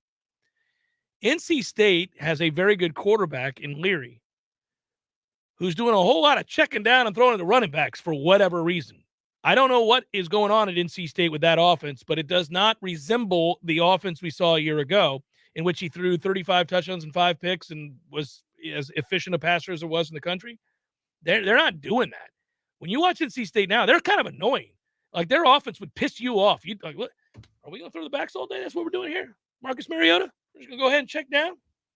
It would really, really get old. But they have very good defense, and he is a capable quarterback. I just don't know why they're calling games that way. But DJ's playing better this year for Clemson, and they do throw the ball down the field and make plays with good receivers. And obviously the team we play tomorrow or Saturday is it does feel like feels Friday, like it should be a Friday. I know. Yeah. But obviously we know Hartman can throw the ball down the field, and they do a lot. So just buckle up a little bit here. This team is worthy of our love and praise and passion and excitement and enthusiasm and belief, but they are about to be tested in a way they haven't been. You passed a really tough challenge already. That was that you were facing the 2 most mobile quarterbacks in the country who are fully capable. Well, 2 of the 3 most mobile quarterbacks in the country. And you've done a good job. By the way, you're going to face another one, and if he's healthy at the end of the year, that's going to be a problem as well. So, point is, you passed that test, and you deserve kudos for that this is going to be a different kind of test over the next 3 weeks. And I doubt we come out of this unscathed, is all I'm saying. And, I think it's vitally important. I'm going to be more nervous, oddly, on Saturday than I thought I would be before the season, because I think you got to get this one, Tom. I think you got to get this one to go where we want to go. Right, to not let it slide away from you, that kind of a thing. Yeah. So here's one good nugget from practice that will maybe allay some concerns, even if it's just for a little bit. It gets you into Friday before those same concerns rise back to the surface. Mm-hmm. The defensive backs have had a really nice week of practice, 2 days that we saw, in terms of their compete level and their physicality. That's the thing that I took away from Tuesday, and apparently it was the same conclusion on Wednesday, which is in those one-on-ones, the 7-on-7 drills, you just saw a different level of snarl, attacking the ball, going after the point of the catch in a way that early on in camp and in the last couple of weeks of practice, you didn't see it at quite that same intensity. So I think they know. I think what they saw on film says, oh, we better buck up. This is the week to do so. Yeah, take your chances there. You're going to get called for an inordinate number of interferences anyhow, but I'd be physical. But getting downhill on the play, downhill on the football, that's going to matter too. Clemson did a good job of that early on in the football game when Hartman was just taking dink and dunks, and they're very good at shedding and tackling and being physical. The down the field stuff and trail was the problem. But you just saw that this game has very much grabbed the attention of the defensive backcourt, which is good. That's good to see. It has to. It has to. It's a scary game because, again, if you can't disrupt the mesh, he's going to have time. And unlike some of these other quarterbacks we've faced, he's going to throw it accurately to open receivers. He's not going to miss those guys routinely the way that you saw LSU miss on some opportunities several times. And I do think that in the second half, there's no doubt Cunningham was exhausted from all of his running. He missed several wide open guys, and he threw a pick high because he was tired. Well, this won't be the case for Hartman. Correct. The other thing, though, I'm more worried about the throws over the middle than I am the throws on the perimeter, because he will miss those throws or underthrow them. Clemson bails them out because they're in poor position, poor technique at the line of scrimmage, things like that. But I hit a button by mistake. Sorry, so it distracted me. I'm more worried about those throws underneath, because even though they're scoring a decent clip in the second quarter, Wake Forest is, to make that game respectable, and then they make their push in the third quarter. Some easy throws to the perimeter. I'm looking at Hartman and saying, what the hell's wrong with you? So if you're in better position over the middle of the field, taking away between the hash marks, which he's just so comfortable, the dynamics of him in the pocket are crazy. He knows the timing. He knows if he needs to slide a foot to his left, a foot to his right. Well, that comes when you play in the same offense for 10 years. It does. At some point, it clicks for you. But if you take away those easy throws over the middle of the field, it's almost like disrupting the interior of the pocket for Drew Brees. Now everything is harder for him. Sure, because he's got a pop gun arm and he's 5'11". But that means safety coverage, slot coverage, and linebacker coverage has to be on point. And that's where we're improved. But the question is this weekend, how much are we improved? Well, we're going to find out. That's my point. We're going to find out exactly where we're at. And I suspect that we're average at best defensively, especially without some of our key players up front. And that if you're average, Wake will take advantage of that. Clemson's above average up front, and they took advantage of them. So I do think they'll have success taking advantage of this front if Verse doesn't play, if we're down some guys. But this is where I think we're a little bit different than Clemson. If Adam Fuller decides that 2 safeties over the top is the correct play and not one, and we'll see, he could go either way with that. Akeem Dent has been really good at forcing receivers to shorten up their arms. Oh, yeah. Going back to the Miami game last year, guys thought twice about things. It happened to Boutte against LSU. We've got a coverage bust late in that game, and he's wide open for 3 seconds. Daniels doesn't find him. By the time he does, Akeem lights him up. He drops the ball. The safeties, if they get downhill, could enforce things and make things tougher on the receivers as well. We're pretty tough at that position. ISF helps state governments solve the future through strategy, process, and technology. Next, they'll help us solve for the future. FSU Football Talk, Jeff Cameron Show, 93.3 Real Talk Radio, Warchant TV. Your local news now. Tallahassee developer J.T. Burnett is trying to get his 2021 extortion and robbery convictions overturned. The 11th Circuit Court of Appeals heard an oral arguments in the case on Wednesday. Burnett was found guilty of bribery scheme along with former Tallahassee City Commissioner Scott Maddox and former Downtown Improvement Authority Director Paige Carter-Smith. He is currently serving a 3-year prison sentence at a minimum security prison camp in Alabama. Leon County schools have announced they will remain open for the remainder of the week. According to a Facebook post, the 72-hour weather forecast for Leon County does not include any tropical storm force winds, but only the possibility for isolated wind gusts between 20 to 35 miles per hour on both Thursday and Friday. They have also reduced the amount of anticipated rain down to less than 1 inch. As a result of this information, we have made the decision to keep our schools open for the remainder of the week for all in-class and after-school activities. This is Rachel Lene with your Real Talk 93.3 Local News Update, brought to you by Macklemore Systems, Tallahassee's go-to Mac store. They'll be moving to a new location October 3rd. Check them out online at MacklemoreSystems.com. This is meteorologist Paul Trombley with your Real Talk 93.3 weather update. Mainly sunny skies this afternoon with daytime highs approaching 78. Winds out of the north, 15 to 20 miles per hour. Partly cloudy skies tonight, lows dip down to about 62. Mainly sunny skies and calm tomorrow. Highs level off around 78. Dry and turning warmer Saturday and Sunday with highs in the mid-80s. This report is brought to you by The Lawn Johns. For all your landscaping and lawn care needs, visit thelawnjohns.com. Right now, 77. Leon County urges you to stay informed and stay connected during Hurricane Ian. Visit leonready.com to download the Citizens Connect app and receive the most up-to-date emergency notifications to your phone. That's leonready.com.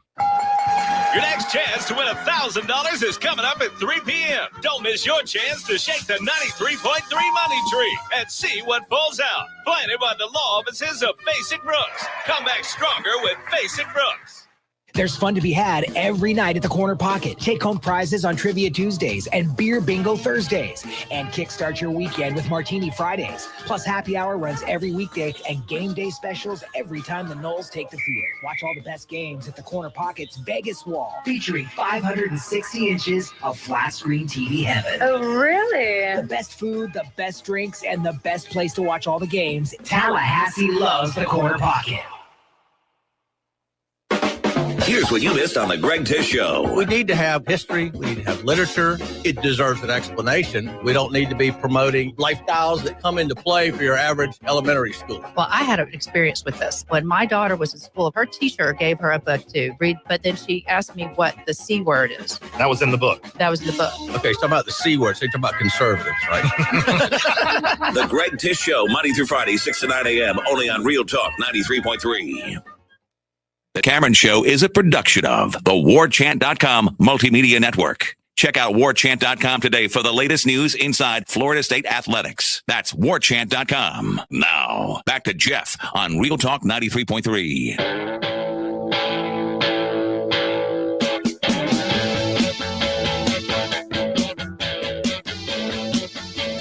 Jeff Cameron Show 93.3, Real Talk Radio, Warchant TV, Redemption Thursday. Thanks for being here. Appreciate it. Those picks, we're about to go to ISF, my friends, my partners at ISF, who I adore and who do great work for state government and others. So I'll tell you about them in a moment. But real quick, rapid fire. I forgot to do this twice now. I've got Navy Air Force over 37.5. Illinois +7 against Wisconsin. Texas Tech +7.5 against K-State. Army -7.5 against Georgia State. Arkansas +17.5 against Alabama. Shop around, man. I don't think you can get 17.5 anymore, but I did. Wake Forest +7 against FSU. LSU -8 against Auburn. Going to bet against Auburn every week that I can. West Virginia +9.5 against Texas. Duke -2.5 against Virginia. And Kentucky +7 against Ole Miss. And if, folks, you went brain dead while he was doing that. The Army game or the Navy over? Which one was it? It's a lot of times with the service academies, but if you've got an all-service academy over-under play to lead off, that's one, folks, take notice of.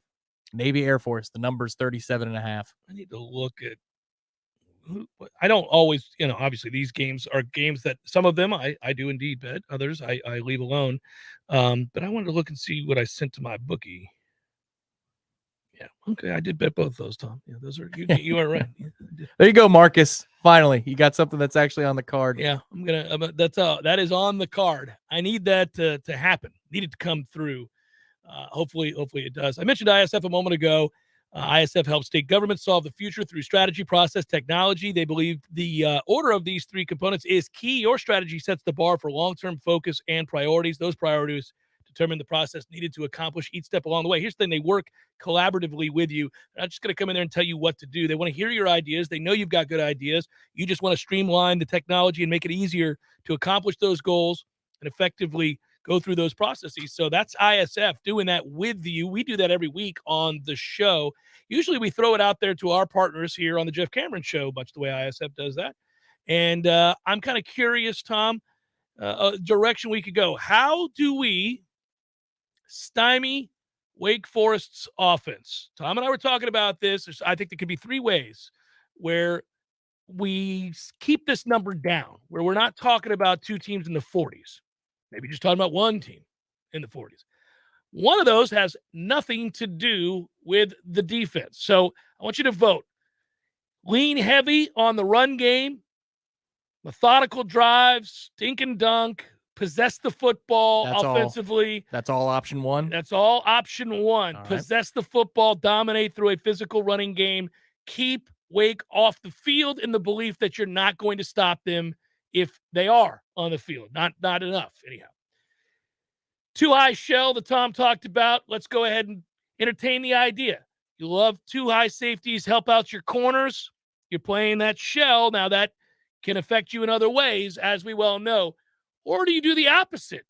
You leave one safety, you bring another down, and you put pressure. You go ahead and speed up the mesh, get the ball out of his hand, take risks, put your corners on an island, the way you did against LSU, and say, look, I get it. Your passing attack's great. We don't believe that if we're soft that we can effectively stop you from scoring because your quarterback is a veteran. Your receivers are also really good at finding the open spot in the zone, and they will sit down, and our guys aren't great in that, and they will give up plays. We're not great in coverage over the middle of the field. This could be a problem. Pressure them, all in, get after it, sit back, keep it in front of you, hope to win a red zone battle, or possess the hell out of the football, run it down their throat, and keep the possessions to a minimum.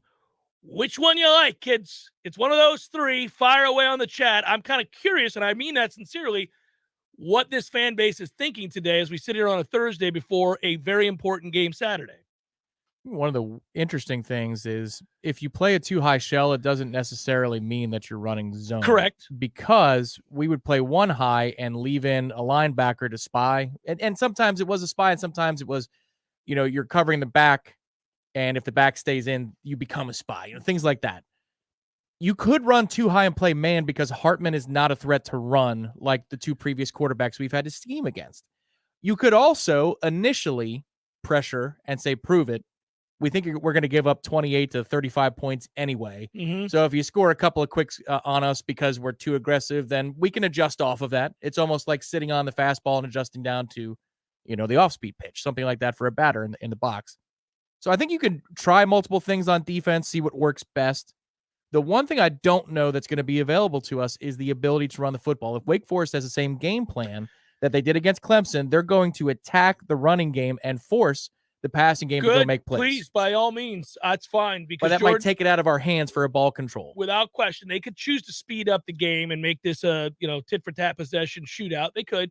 And if they do that, then they are dictating terms by formation. But that's fine. We weren't equipped to attack that a year ago. Now we'll kill you. If you do that, that's just dumb. We're going to score a lot of points, and Jordan's going to amass a ton of yards. And, this will be another receiver festival. We'll have a good time. What's fun is we've taken all of these approaches at different times, all of these three options. Yeah. Because if you consider the LSU flow of the game, not the fourth quarter craziness, but the flow of that game, we choked the life out of the football. We possessed the hell out of that thing. Because we could. A lot of times that's it's not possible. There's also a lot of third down conversions. A lot of third down conversions. Yeah. I really am excited as hell to Ryan says run 39 plays, win 14-9. Little Jimbo Fisher action. I'm of the opinion, guys, oddly enough, I really think if Wake doesn't line up with the intent to take away the run, meaning they're just not even going to play you honest. They're not, no pretense of playing you honest. They are going to take it away. That's fine. Sling it around the field and have a great day because your quarterback's good. Your receivers have proven they'll make the catch. You're going to have a lot of one-on-ones, and we'll win those one-on-ones, which we couldn't a year ago. That's a good time. Defensively, Tom, I really do think that you have to get after him. I don't want to sit back. I don't think that's the play. I think you dial it up and you get crazy and you get after him because I hate when we're passive. We were really passive against Louisville because we were so worried about him. We did the mush rush, and I thought that really hurt us in the run game. I thought that we stood up too frequently. We weren't as violent at the point of attack. We didn't get our pad levels where they needed to be, and that really cost us in the run game. I think it had a deleterious effect with the game plan. I think you're better off being aggressive here, understanding that that's going to lead to some big plays in all likelihood for Wake Forest. But knowing that you're not going to stop them or 100% of the time, that's okay. And that you can score, you can withstand that. Yeah, that's a great point. That when you're trying to play complementary football, if you feel very good about your offense's chance to rack up 500 yards and 30-plus points, then you're not as desperate when you're devising a defensive game plan. If we give up some things, it's okay. It's Jimbo slapping the butt of Mark Stoops. Yeah, let it ride, Clemson. baby. Let it ride. I got something for him. Yeah, It's all right. Yeah. Figure it out, Mark. We're running out of time. Tom's talking about the E.J. Manuel game against Clemson at night here at Doak Campbell. 2012. And they were throwing the kitchen sink at us. They had a lot of trick plays. They did a lot of crazy things. They were scoring at will. And we both noticed, and he brought it up, and it was a great point. Jimbo walked over and smacked Mark Stoops on the ass as if to say, don't worry about it, I got you. Because he knew something. He knew that he had a little something going that night. Remember, that was pretty funny. Kelvin Benjamin reverse and all that stuff. That was a wrong player to run that. But anyhow. Yeah, also ran that first game against Pitt. Yeah. Next year. Yeah, so the point would be he had a real good sense that they were going to light up the scoreboard that night. It's a different mentality when you go into a game thinking, oh, man, I don't think we can do that. I think we're going to struggle to score, so let's suck the life out of the game. And, guys, I need you to keep everything in front of you and hold them to field goals when they get in the red zone. It's a different mentality completely. I really do think, though, that in truth, this game will be won in the red zone. So many games are. That's not any great insight. But this one in particular, because I don't believe the defenses are getting stops routinely here, you're going to have to bog it down and try to get them to kick a few field goals. Now, the problem is they're going to try to do the same, and our guy won't make those field goals. So if they play zone, though, I think they're worse at it than we are, which is a good thing. So we'll see how Wake plays it, and I think that's why they might be more aggressive. But here's the interesting thing, too. If you look at our offense against Clemson's offense, just from a scheme standpoint, we do more misdirection in our base. So even the runs. So they could come, with 5 players, 6 players at the line of scrimmage and try and get downhill and make a play against the run. But based upon the way we like to run the football, if they are too aggressive and they get out of their gaps, you may do what Shipley did on the first play from scrimmage, which was you bust a big one for 50-plus yards. What was interesting, though, in looking at the numbers from the Wake Clemson game was after that Shipley run, take away sack yardage, so it's just true carries. 42 carries for $135 for Clemson. 3.5 yards a clip against what should be a garbage run defense. I found that interesting that Wake was able to do that. But it was a choice that they made. They made a choice, right? And they lost a game in which they gave up over 50 points. It's one of those things where you're like, man, I'm just glad we're equipped to do it. Whatever they choose. Pick your option. And you feel good about the quarterback's decision-making to get you into that play. That's the whole point. That's the whole thing. Or the option post. It really is everything. I mean, I'm giving respect to Wake in the sense that I think they have a really tough offense to prepare for. And if we can't, again, because of injury, especially disrupt this offense, Hartman will make plays. But this whole time, I have certainly pointed out that it's not a lost cause if they make some plays against you because you got a quarterback that you trust to play really well. Florida State's good on offense. Just period. They're good on offense. Now, again, you're going to face some better defenses soon, and they may not be as efficient. But right now, man, that kid just makes all the right decisions. He's accurate, keeps his eyes down the field. He's an awful lot of fun to watch play the game. Another guy yesterday, and this is subtle. Maybe I'm seeing things, but I don't think I am because I've seen Jordan Travis interviews before. He was a little ornery yesterday too. Jordan About was. What? I think he's locked in.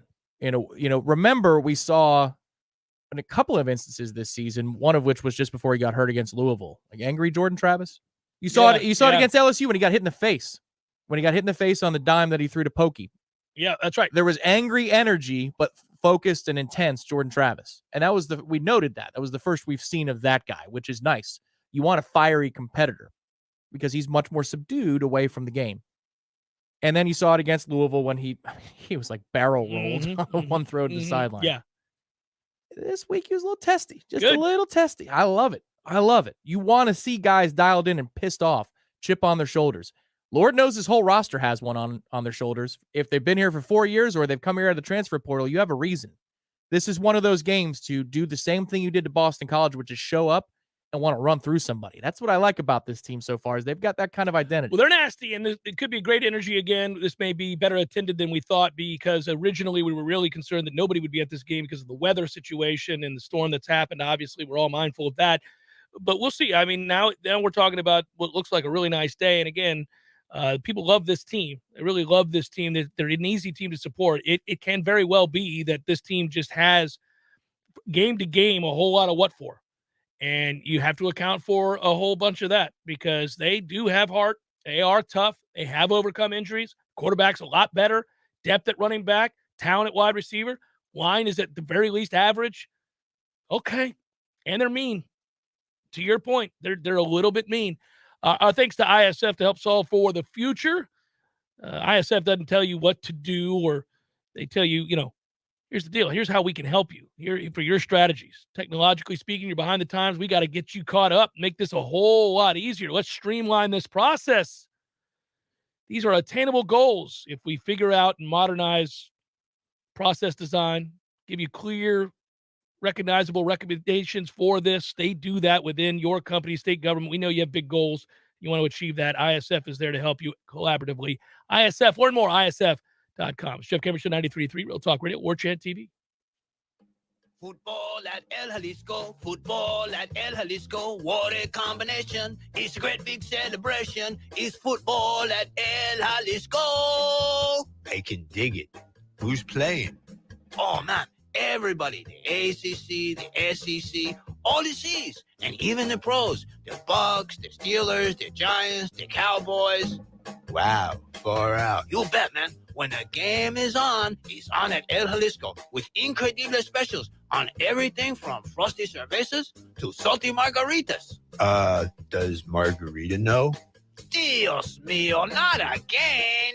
The best place to watch the game is El Jalisco. College, pros, Monday night, Thursday night, you name it, El Jalisco is football headquarters. And with 5 Tallahassee area locations, there's probably an El Jalisco right around the corner right now.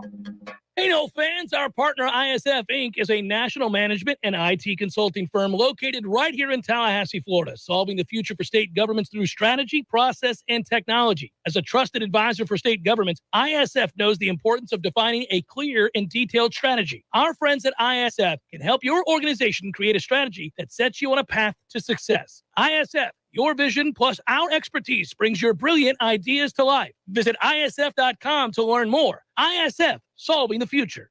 Hey guys, it's Greg Tish. I know it's still warm outside, but Hearth and Patio wants to remind you that the cooler temperatures are coming. They will be here shortly. Now is the time to get those fireplaces inspected, get those fireplaces upgraded, or get a new fireplace for inside or for out.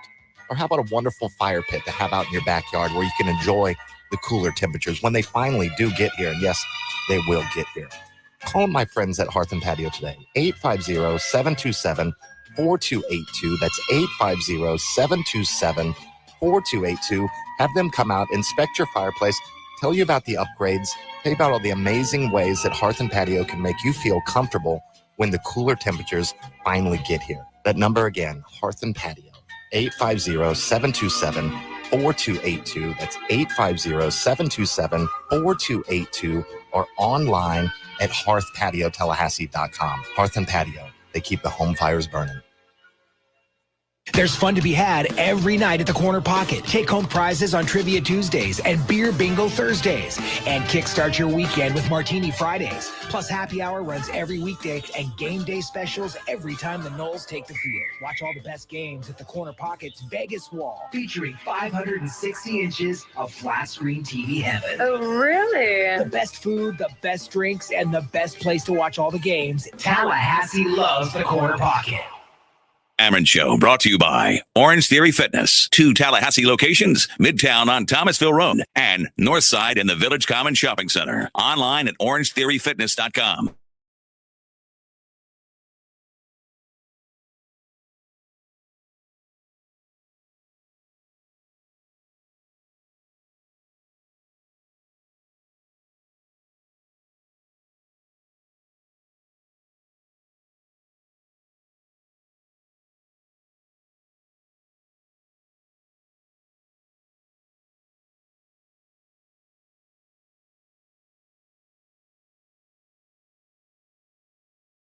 Before a home game? Well, because we want it to be. We're antsy. We're excited about the game. We're pumped about what's at stake, what we think is on the line, what can happen.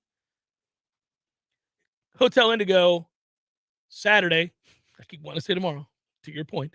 Saturday, 12:30. Doors open, Tom says, at 11:30, I believe. That's correct. If you guys want to start the tailgate, by all means. Have a good time. Tomorrow night, 5:30 p.m. at the CP. At the CP, that's Corner Pocket Bar and Grill, Appalachia Parkway. Myself, Corey Clark, Tom will be there as well. We'll all be hanging out, having a good time with a little happy hour action at the CP Warchant happy hour at 5:30. Guys, the deal is coming to an end. You have thought about it. Maybe you're waffling. You're not sure. It's $1. Stop procrastinating. We're all guilty of this. I'm guilty of procrastination all the time. Sit down, take 5 minutes out of your day, sign up for $1 for 1 year. You're going to wish you had when this deal gets yanked because it's about to be, right? So that's where we're at. Probables, Tallulah. Talk about my friends there in just a moment. If you will, fire it up. It's time for, how you say, with the pitching, probables? Kansas City's getting beat 5-0 today in the 5th inning. The Tigers are the ones delivering the beating. Eduardo Rodriguez, Jonathan Heasley. White Sox Twins tied at 2. That's Lucas Giolito and Louis Varland. Baltimore Boston tied at 2. Mike Baumann, Nathan Eovaldi. They're in the 4th. Phillies Cubs, top of the 2nd. Cubs lead 1-0. Rangers Suarez, Javier Assad. That's a really big game. Yes, it is. That race is tight. Oh, he doesn't believe in Rangers Suarez. Rays Guardians, Jeffrey Springs, Cal Quantrill. Marlins Brewers, Braxton Garrett, Eric Lauer. A's Angels, Cole Irvin, Shohei Ohtani. Dodgers Padres, Bruce Dar, Gratterall. Yeah. Gratterall. I hate the Dodgers. I never watch them. Padres are TBD. Rangers Mariners, John Gray, Marco Gonzalez. Finally, Rockies Giants, Ryan Feltner and Carlos Rodon. And that is a look at those that shall reside on the bump. What do we got? A couple minutes here? Good. I want to talk about Tallulah. I want to say thank you to them for partnering with the Jeff Cameron Show, sponsoring this here segment. And I want you to know that they have a ton of cool things in their shop. When you go in, they got several shops. There's one over there at Market Street that I go in there and hang out in and get to know the folks. Haven't done the one over there by Railroad yet to do the floating pod. One of these days, maybe the bye week, I'll get in there. That's a great idea. Well, you could host a show on Warchant TV from the pod. Floating from the pod would be good. But it's not just that they have products with Delta 8, Delta 9, Delta 10, and all the stuff that people like to make them feel pretty good maybe on a weekend. But they also have all of the other things that help stress relief, a lot of different CBD products, natural pain management, things that help you sleep as well. People, I hear you nodding. Yeah, I know. It'll help you sleep, Jeff. That's right. Tell them. But go on in there and check it out for yourself. You learn a lot. I'm in the process of learning a lot. And each time I do, from one of their experts in the Tallulah stores, I'm like, okay, I'm going to bring that to the table tomorrow. Yeah, sure. They're funny. They're like, why don't you try this? Try this. My wife thinks I've found a new drug pusher or something. They're like, look, you're coming home with bags of stuff. I'm like, I am. It's not all drugs, hon. There's more to Tallulah than that. And besides, we've legitimized the drug store, Yeah, right. This does not destroy the lining of my liver or my stomach. You want to go to war for Pfizer? Fine. I'm going to war for nature. These are plant extracts. Oh, I like that. You like that? That's the new commercial. There it is. Piece that together, everybody. Does this feel good? Does this feel like a winner? It feels like a piece of paper. Does it feel like a winner? It's my picks, man. You feel good about it today? I really want service academies. I'm going to do the service academies, and then I'm going to do what better should not do. I'm going to parlay that on top of these single bets. A little parlay action, huh? Mm-hmm. Because I believe in America. And there's nothing more American than a good parlay. That's right. Yeah. Service academy over, then the old Army. I love it. Yeah. Then you get together on a Sunday and you decide it's time for a 3-team 6-point teaser pleaser. Oh. I've been getting worked by these teasers. Nothing. Like I'm done by 2:00 in the afternoon. The 1:00 kick happens. The team that I've teased up to 7.5 is down 24-0. All right, here we go. Great. Grand opening. Grand closing. Just breaks my heart. By the time Terry's reading the highlights at half. Like, what happened here? Seems the Texans are up by 3 touchdowns over the Colts somehow. Great. Davis Mills, 30-yarder. That's the third one of the day. I just get up. Texans up 21-3. Like, it's the Texans. Good work out of you. Good work, Matthew. Be well, everybody. We'll talk to you tomorrow on a Libations Friday.